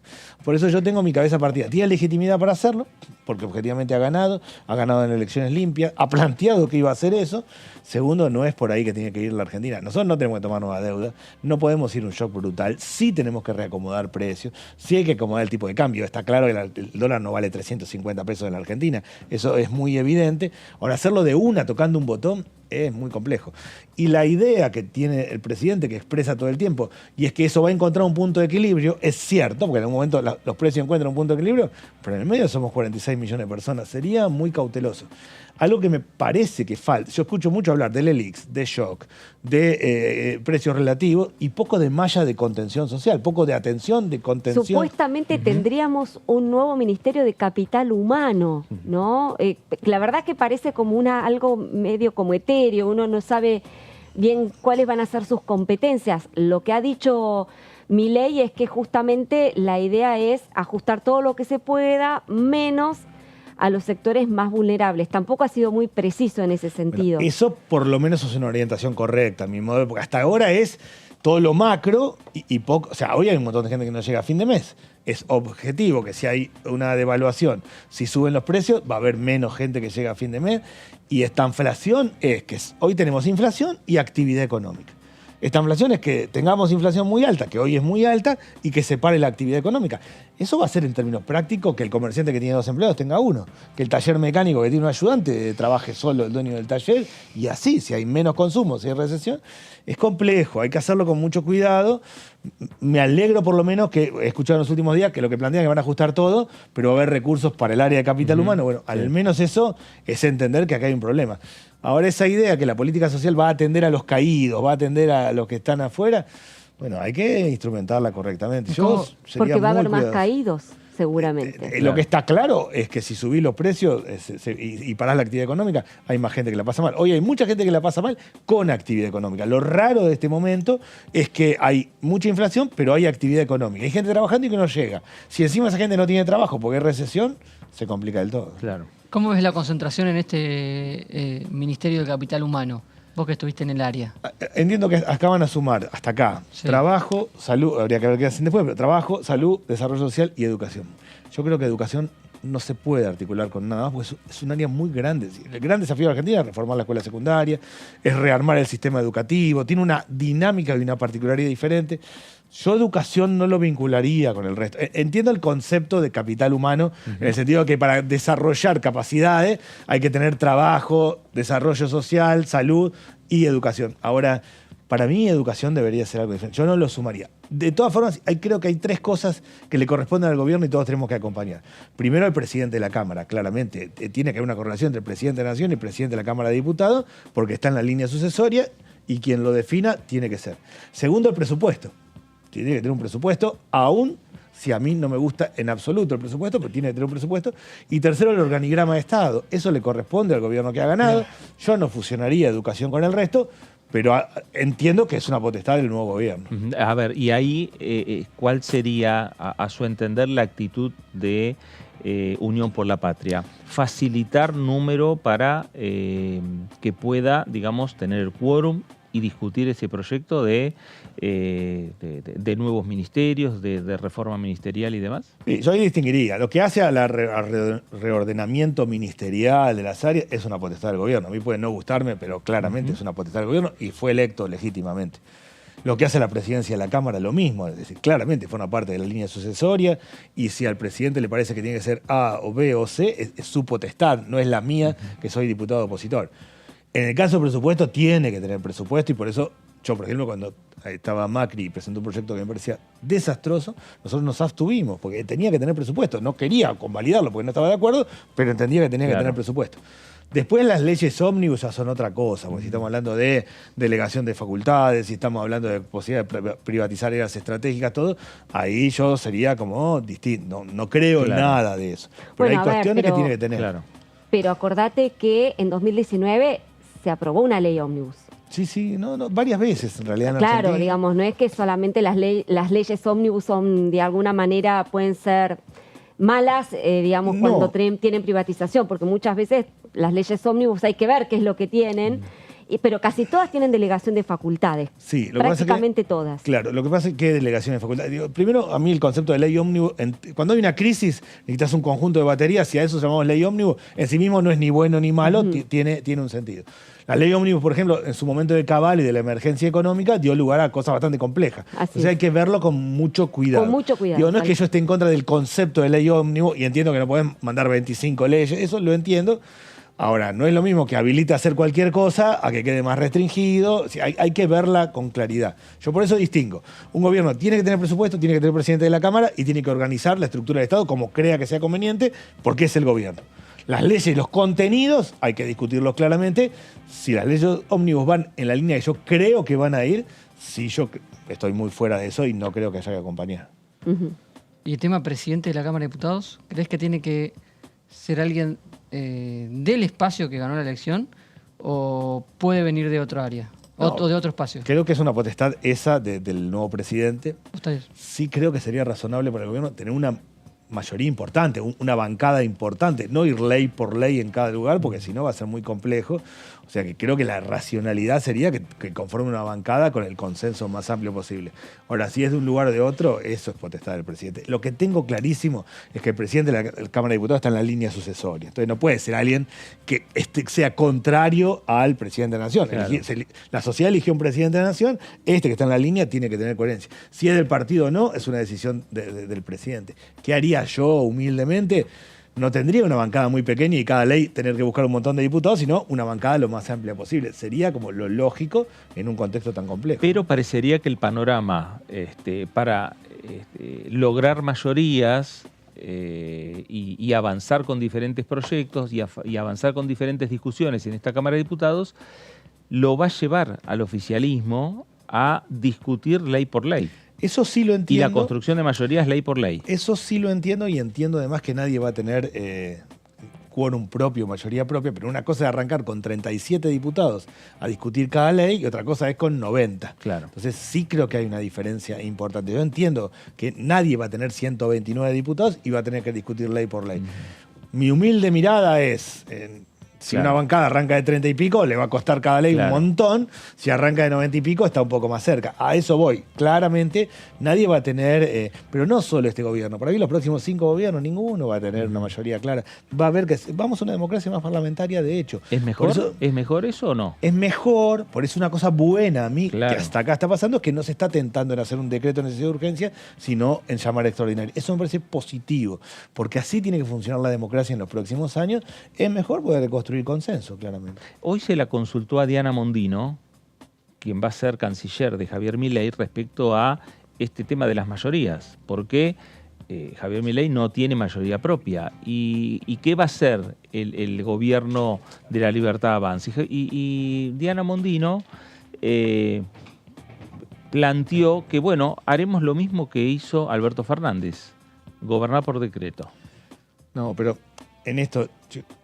Una cosa es que haya una inundación mañana y el gobierno saque un decreto de necesidad de urgencia para tomar determinadas decisiones, reordenar las partidas presupuestarias y aplicarlas. Eso me parece correcto. Ahora, emergencia económica no puede ser por decreto. Yo creo que hay que distinguir los volúmenes. Yo entiendo las emergencias. Primero entiendo que estamos siendo muy críticas, que lo que le toca al gobierno de Milei es muy difícil, que nadie sabe cómo reacomodar una macroeconomía muy complicada y que no hay receta ideal. Eso lo tengo claro y por eso soy muy cuidadoso a la hora de escuchar y de mirar. Ahora, un decreto para determinadas cosas tiene sentido. Para poder privatizar, para poder delegar funciones, para poder hacer emergencia económica, y a mí me parece que eso ya está fuera de las reglas. Espero que no. Entiendo hasta acá que no va a ser eso, que va a llamar a la extraordinaria y lo veo como algo positivo. Sí, habrá que ver efectivamente cuáles van a ser las facultades que pretende arrogarse. Eventualmente, siempre estamos hablando de las hipótesis, ante esta nueva etapa que se inicia en la Argentina, ¿no? La cuestión es cómo se va a parar, y eso sí me interesa saber, cómo se va a parar el Frente de Todos, Unión por la Patria, frente a una oposición que hoy por hoy no es la que ustedes han estado habituados a lidiar, digamos, ¿no? Esto es una minoría muy minoritaria, ¿no? Como La Libertad Avanza, que podrá tener algunos aliados circunstanciales, pero me interesa saber cuál va a ser la postura de Unión por la Patria, ¿no? ¿Cree que puede haber sectores que se muestren más proclives a dotar de gobernabilidad al gobierno, otros que menos, que van a ser mucho más críticos dentro del propio oficialismo, ¿no? Primero, yo creo que nadie tiene que tentarse con complicar la gobernabilidad de un gobierno. Los gobiernos son elegidos, tienen legitimidad y duran 4 años. Y es así. No estoy hablando de una actitud golpista, ¿no? Me estoy refiriendo a votar o no las leyes que Milei asume que son claves para arrancar su mandato.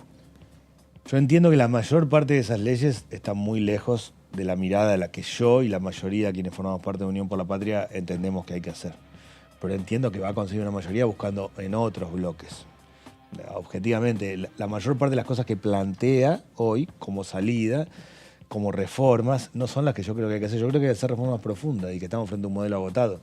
Pero no es con política de shock, objetivamente. No es buscando un nuevo sistema de capitalización en el esquema jubilatorio con 40% de informalidad laboral. O no es no teniendo línea de bandera, porque nosotros tenemos 6.000 kilómetros de distancia y tenemos que tener una línea de bandera, como en el caso de Aerolínea.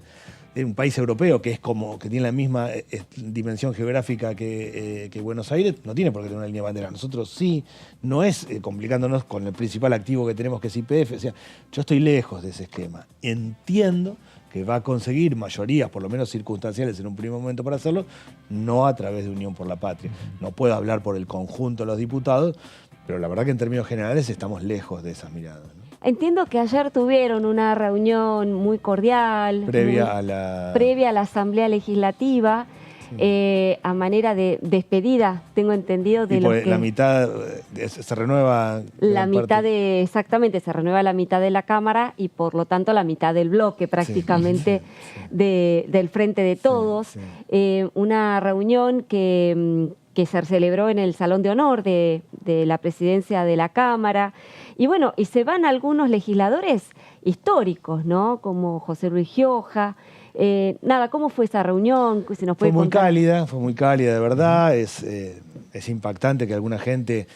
No estuvo Graciela Camaño porque no forma parte de nuestro bloque, pero para mí también es impactante que Graciela Camaño no esté en la Cámara. Es decir, es como un ciclo... Mario Negri, ¿no? Mario Negri, por ejemplo, también, claro. Claramente. Digo, para mí son referencias parlamentarias. Yo 20 veces le fui a preguntar a Graciela Camaño temas puntuales de funcionamiento y a propio Mario Negri, y es absolutamente lógico. Lo mismo lo veo con Gioja, que para nosotros es una referencia moral de alguna forma.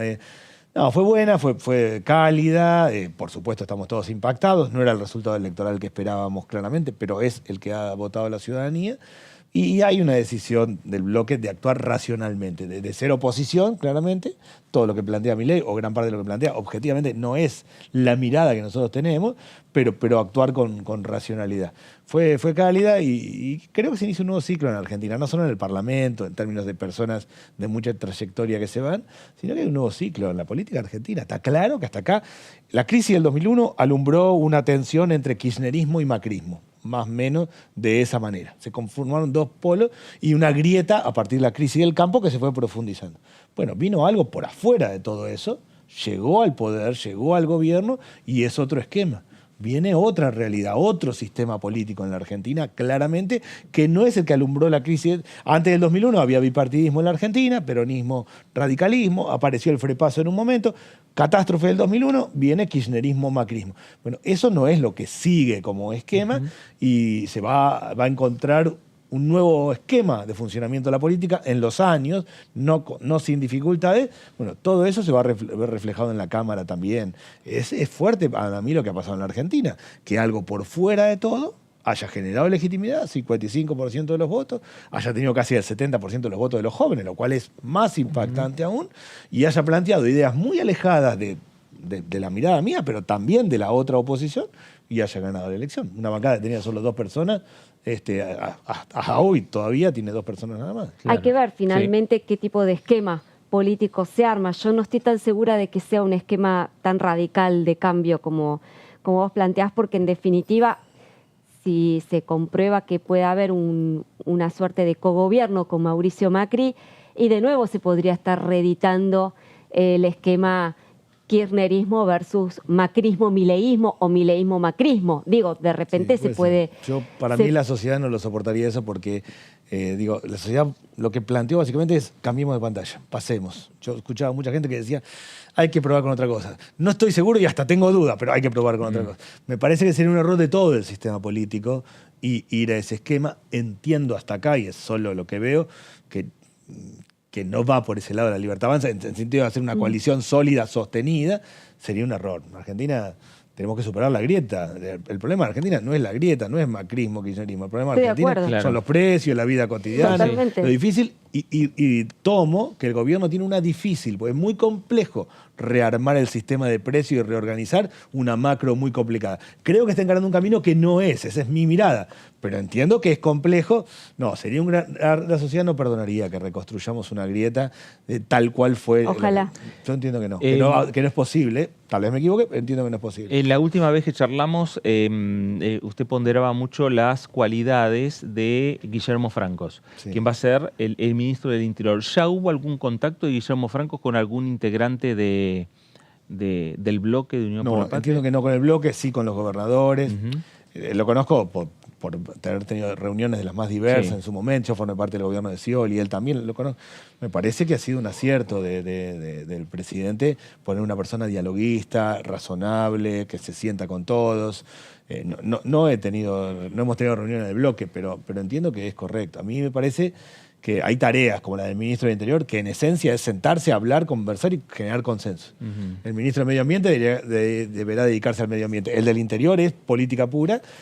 Me parece que es correcto y que es positivo y que incluso debería buscar a las personas con experiencia parlamentaria para poder articular también. Me parece que es un activo que va a tener el gobierno realmente Guillermo Franco. Es decir, a veces parece como una cosa muy que vamos por todo de cualquier manera y a veces parece más dialoguista, razonable. Yo a Guillermo Franco lo pongo dentro del lado dialoguista, razonable. Parece que sí. De hecho, se reunió rápidamente con el bloque de gobernadores peronistas, ha hablado con el bloque de gobernadores de Cambiemos. ¿Sí? Es un dato también que es la primera vez que tenemos un presidente que no tiene gobernadores ni tiene intendentes. Lo cual es un tema raro en términos de estructura política, pero tiene menos compromisos a la hora de hacer un proceso de ajuste y de transformación. Entonces también estamos frente a una realidad nueva. Normalmente el presidente del partido que fuera tenía una estructura territorial detrás. Esta vez no. Eso es distinto, lo hace complejo para generar mayorías parlamentarias, para generar acuerdos, pero también le genera menos compromiso en términos de encarar las políticas de ajuste que quiere encarar. Es otra realidad, viene una Argentina diferente. Yo aspiro de verdad a que sea mejor, no creo en las ideas y en la política que se están planteando, pero todos tenemos que ayudar a que esto sea mejor. Lo que no va es ajuste sobre ajuste sobre ajuste en una sociedad que está exhausta. Sos diputado de la provincia de Buenos Aires, hablando de gobernadores. ¿Cómo ves la relación, en este contexto que dabas, la relación del gobernador de la provincia de Buenos Aires, que es el signo político quizás más opuesto al presidente, y esta situación de no tener compromiso a la hora del ajuste? Va a haber que construir. La provincia de Buenos Aires es el 40% del país y recibe el 20% de coparticipación. Ha tenido compensaciones de las más diversas con todos los presidentes. El caso de Macri con Vidal, antes el caso de Menem o el caso de Kirchner, el fondo del conurbano bonaerense. Es decir, esa desenganche entre 40% de población y 20% de coparticipación ha sido compensado de alguna manera en todos los tipos de gobierno. Bueno, seguramente va a tener que encontrar un mecanismo de diálogo. No hay manera de que no dialoguen el presidente de la Nación y el gobernador de una provincia que es como Chile, que tiene 17 millones de personas. Entiendo que sí, lo hará a través de Guillermo Franco o del mecanismo que fuera, pero tiene que haber diálogo institucional y hay un problema estructural en la provincia y es que tiene muy poca coparticipación en función de lo que produce y eso hasta acá siempre han sido compensados de alguna manera. Entiendo yo que van a encontrar la vuelta para compensarlo. Bueno, todos los gobernadores electos y los que ya están en funciones también y que reasumirán las funciones el próximo 10 de diciembre, todos señalan en parte que su provincia genera más de lo que recibe en torno a coparticipación. ¿Llegará el momento de poder discutir una nueva ley? Yo aspiro que sí. Nosotros no podemos seguir con la ley de coparticipación que tenemos y buscándole parches todo el tiempo. En su momento se creó el Fondo de Reparación Histórica del Conurbano Bonaerense, después se lo llevó a los grandes centros urbanos como Rosario y Córdoba. Yo creo que sí, entiendo que no es en el momento que está asumiendo un gobierno y en el medio de un ajuste de las variables macroeconómicas, pero sí, tenemos que ser serios y tenemos que resolver el problema que tenemos que resolver. Un problema serio en Argentina es la coparticipación, objetivamente. Claro. Bueno, veremos, sí, el tema de la coparticipación, esta discusión que se está dando hoy entre los gobiernos provinciales, originado también por una ley del Congreso, ¿no? La cuestión de ganancias y la compensación que hoy están pidiendo todas las provincias. A través de la ley de cheque, o sea, de coparticipar una parte de la ley de cheque. Está claro que el tema de ganancias es de pura racionalidad, que el trabajo no es ganancia y que era absurdo que uno no hiciera horas extra porque ganaba menos plata. Sí, eso está claro que se resolvió. Ahora está claro que una parte de eso era coparticipable a las provincias. Entonces sí, ahí, sin lugar a dudas, eso requiere. El tema de coparticipar una parte de la ley de cheque puede ser un camino. No me queda claro que el gobierno nacional quiera ir por ese camino porque está pensando en recortar, pero sí hay que trabajarlo seriamente. ¿Cómo quedó el esquema en el Congreso? La ganancia fue aprobado por diputados y por senadores, o sea, a partir, es por decreto. Y lo aprobó el propio Milei también, lo votó el propio Milei. Exacto, pero quiero decir, por decreto funciona hasta el 31 de diciembre, pero después es ley a partir del 1 de enero, no el tema de devolución de IVA, que lo aprobamos nosotros, pero que no fue, no fue tratado por el Senado. Nadie debería volver atrás con el tema de ganancias, pero sí necesita una compensación a las provincias. Puede que lo del impuesto al cheque sea un mecanismo compensador. Y que compense ahí lo que tiene que ver con ganancias y lo que tiene que ver con IVA. El IVA, después del 31 de diciembre, digamos, si el Ejecutivo no decide avanzar con esa media sanción que le dio la Cámara de Diputados, volvería toda a la normalidad. En principio es así, tal vez forme parte de las leyes que demande extraordinarias, pero en principio es así. No ganancias, que ya está resuelto. El debate con ganancias no es si es ley o no, ya está en funcionamiento, sino cómo se compensa a las provincias. Lo que propusieron los gobernadores es razonable, que es parte del impuesto al cheque. No me queda claro que en el paquete de medidas que está pensando el gobierno, nuevo gobierno, contemple eso, pero algún sistema hay que hacer para compensar. Están resolviendo ahora el pago de aguinaldo y de diciembre.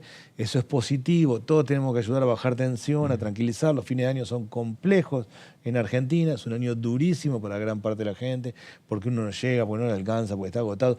Porque el proceso electoral fue larguísimo y terminó agotando a gran parte de la población. Todos tenemos que ayudar a serenar, a tranquilizar, no a encender la mecha.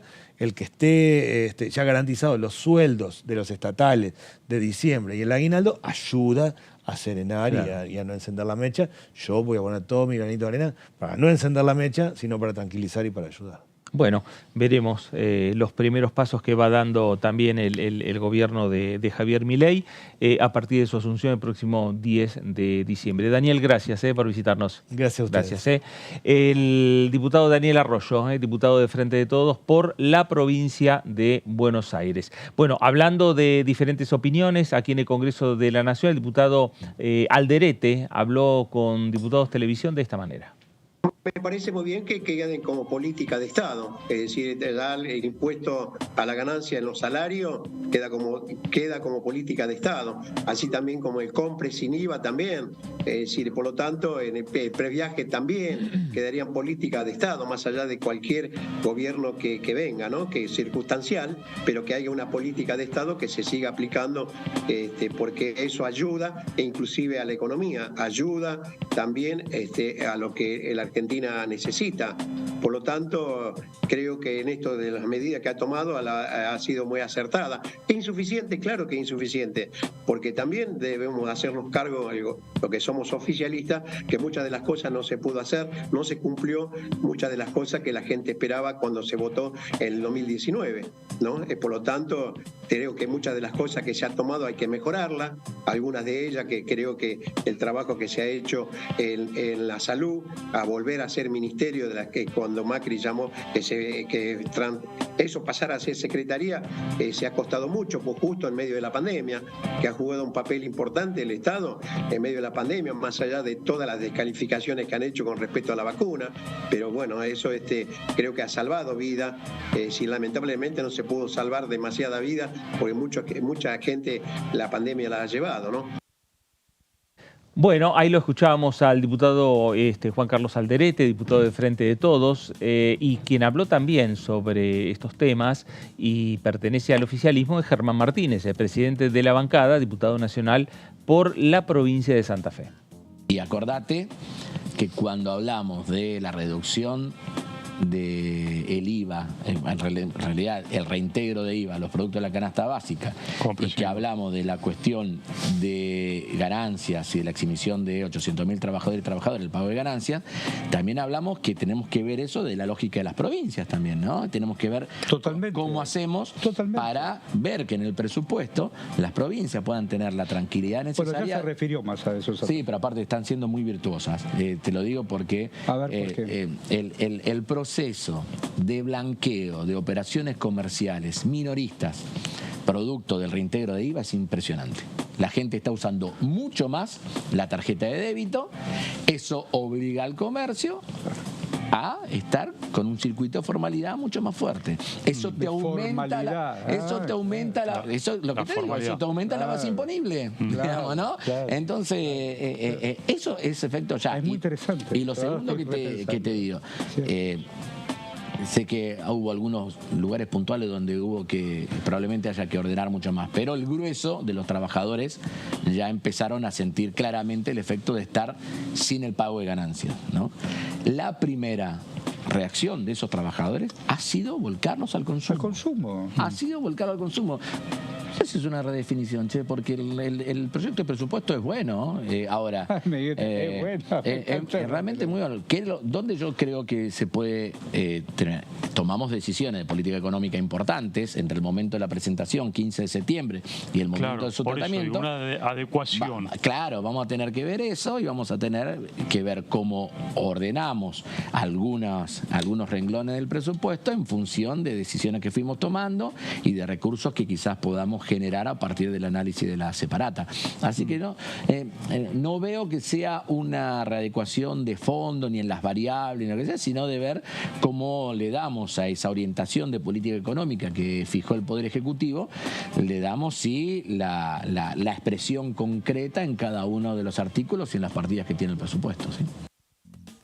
Bueno, ahí estaba Germán Martínez, el presidente de la bancada del Frente de Todos. El tema tiene que ver con los números, el tema tiene que ver con, y recién lo hablábamos con el diputado Daniel Arroyo, los dos temas, tanto ganancias y como también el tema del compre sin IVA, son dos montos que percibía el Estado y que por lo tanto eran dos impuestos que se coparticipaban con las provincias. ¿Esto qué quiere decir? Que al dejar de percibirlos por parte del Estado Nacional, deja de coparticipar y deja de enviar fondos a las provincias. ¿Cuál es la situación hoy? Ganancias ya es ley. La rebaja de ganancias ya es ley de la Nación. Ahora, el compre sin IVA se mantiene vigente, es un proyecto que hay una resolución del Ministerio de Economía hasta el próximo 10 de diciembre. Hasta ahí está la resolución de Economía. ¿Qué es lo que había hecho en su momento Sergio Massa? Enviar un proyecto al Congreso de la Nación para que el compre sin IVA se extienda más allá del gobierno de Alberto Fernández, es decir, más allá del 10 de diciembre. A partir de esa fecha empieza a regir la ley. La ley todavía no se aprobó. No. Se aprobó recién un proyecto con la sanción de la Cámara de Diputados y falta ahora la sanción del Senado Nacional. Por eso... el Senado nunca pudo tratar compre sin IVA porque tuvo tuvo problemas para conseguir el quórum por problemas de salud de un par de senadores al mismo tiempo. Claro. Y como estaba medio ajustado, nunca pudo, sancionó ganancias, pasaron estas eventualidades y nunca pudo conseguir el quórum y se terminó, llegó el balotaje y entró el proceso. Ya estamos encaminados en el marco del recambio legislativo, propiamente dicho. Se van a realizar las sesiones preparatorias la semana que viene, así que ya quedará en manos de la próxima configuración del Senado. Claro, y la próxima decisión que pueda adoptar el gobierno de Javier Milei, si dice, le da luz verde desde el punto de vista político a que avance esta iniciativa, el Senado de la Nación avalará el proyecto que ya viene con la sanción de la Cámara de Diputados. Ahí en el medio, ahí está, Laura, un proyecto de el diputado Casareto, ¿no? Casi haciéndose eco de los gobernadores provinciales, o por lo menos de un grupo de gobernadores provinciales, respecto a las compensaciones a las provincias. Es un tema que sí, que está preocupando y mucho, recién lo hablábamos con Daniel Arroyo.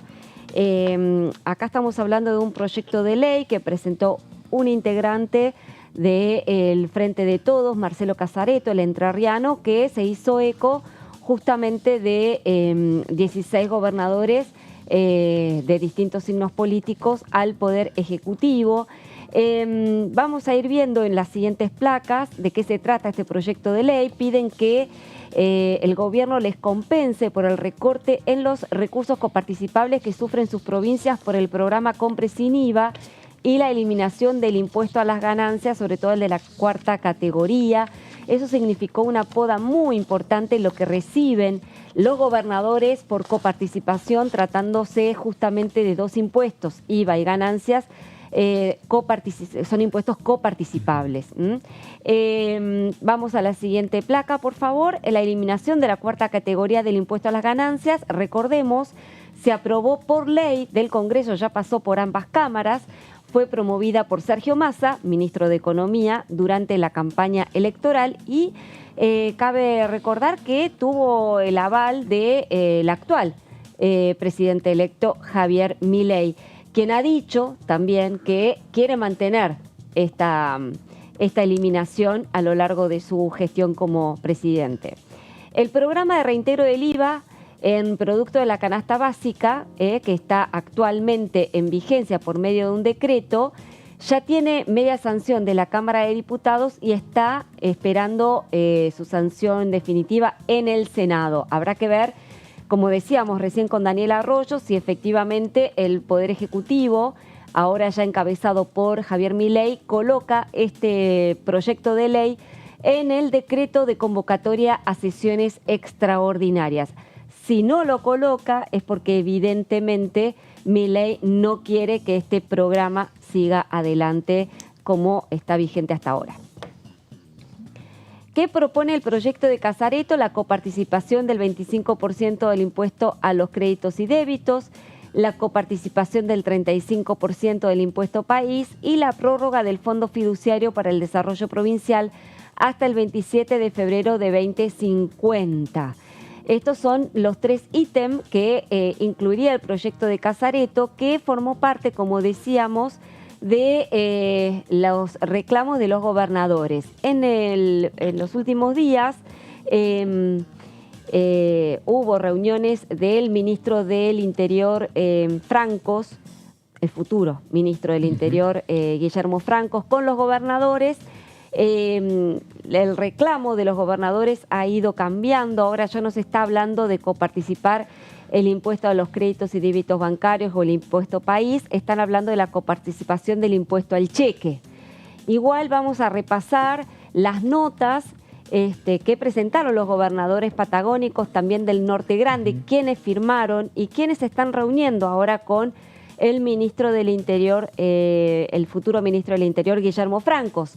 Ahí los tenemos. Los gobernadores patagónicos son Gustavo Melella, de Tierra del Fuego, Sergio Silioto, de La Pampa, Alberto Beretilnec, de Río Negro, Rolando Figueroa, de Neuquén, Claudio Vidal, Santa Cruz, Ignacio Torres, de Chubut. Vamos con los gobernadores del Norte Grande. Ahí tenemos a Gerardo Zamora, a Raúl Jalil, a Ricardo Quintela, de La Rioja, a Jorge Capitanich, de Chaco, Osvaldo Jaldo, de Tucumán, Gildo Infran, de Mendoza, Gerardo Morales, de Jujuy, Gustavo Valdés, de Corrientes, Gustavo Sáenz, de Salta y Oscar Herrera Agua, de Misiones. Aquí hay prácticamente unanimidad porque no estamos mencionando al gobernador de Buenos Aires, pero lo cierto es que los 23 distritos hoy están detrás de esta compensación qué le significaría para todos ellos un aporte más que significativo para sus arcas fiscales y sobre todo en momentos en que deben hacer frente a aguinaldos, al pago de aguinaldos.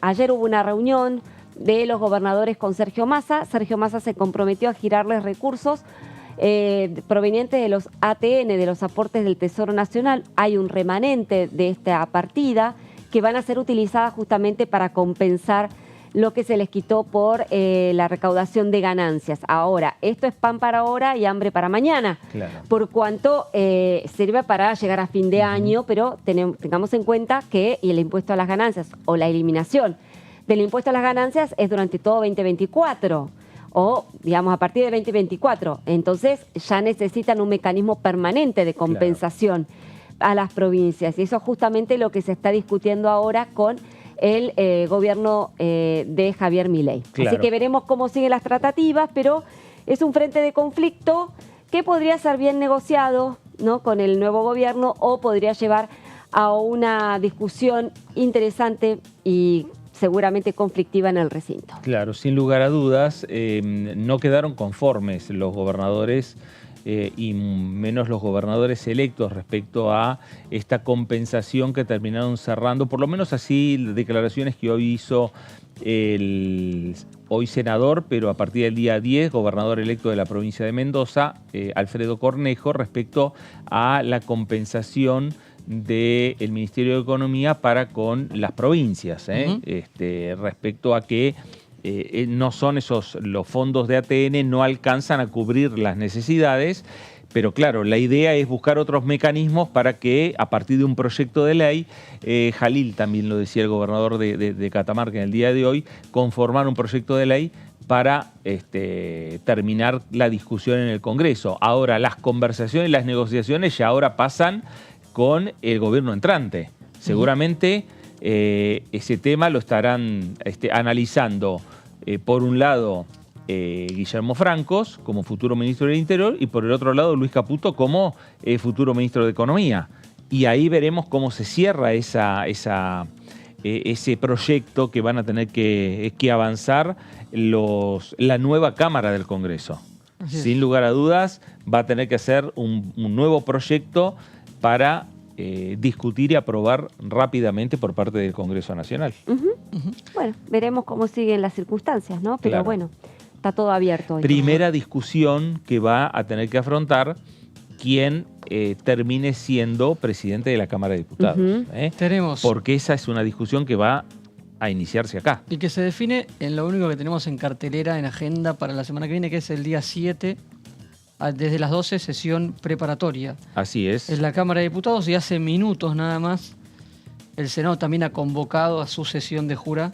También. Sesión preparatoria para el día 7 también, desde las 15 horas. Así que el Congreso renueva todas sus autoridades y juran los nuevos legisladores en ambas cámaras el día 7 para estar todos... 7 jueves. Jueves, último día hábil de la semana antes de la Asunción. Claro. Que recordemos en este caso, como dijo Laura al principio, cae 10, cae domingo, cuando es asamblea legislativa y cae en fin de semana, día no hábil, se hace igual, cae donde cae. En este caso domingo vendrá el presidente a tomar sus funciones con el discurso ante la asamblea legislativa. Entonces quiere decir que el día 7 van a estar los senadores electos, los diputados electos ya jurando como nuevos integrantes de este cuerpo legislativo. Obviamente van a estar... Definiendo las autoridades. Definiendo las autoridades. Van a estar los diputados que tienen mandato 2 años más, los senadores que tienen mandato 2 o 4 años más, y entre el 7 y el 10 se van a quedar todos por Buenos Aires. Ninguno va a volver a su provincia. Puede ser ese motivo, ¿no? Para continuar y ya empezar a tener ciertas reuniones con el futuro gabinete, que ya para esa fecha ya vamos a tener digamos, más allá de que van a jurar el día 10 el nuevo gabinete del Poder Ejecutivo Nacional, pero ya vamos a conocer a sus integrantes, vamos a conocer los integrantes de la conducción de no solo de la Cámara de Diputados, sino también de la Cámara de Senadores, y por supuesto Me parece que viene un fin de semana largo, interesante, para esperar el domingo de jura del presidente Javier Milei. Bueno, nos vamos. Laura, gracias. Marcos, gracias. Hasta luego. A usted también, gracias por estar ahí. Quédese en sintonía, quédese en Diputados Televisión. Esto fue El Análisis. Gracias, nos reencontramos.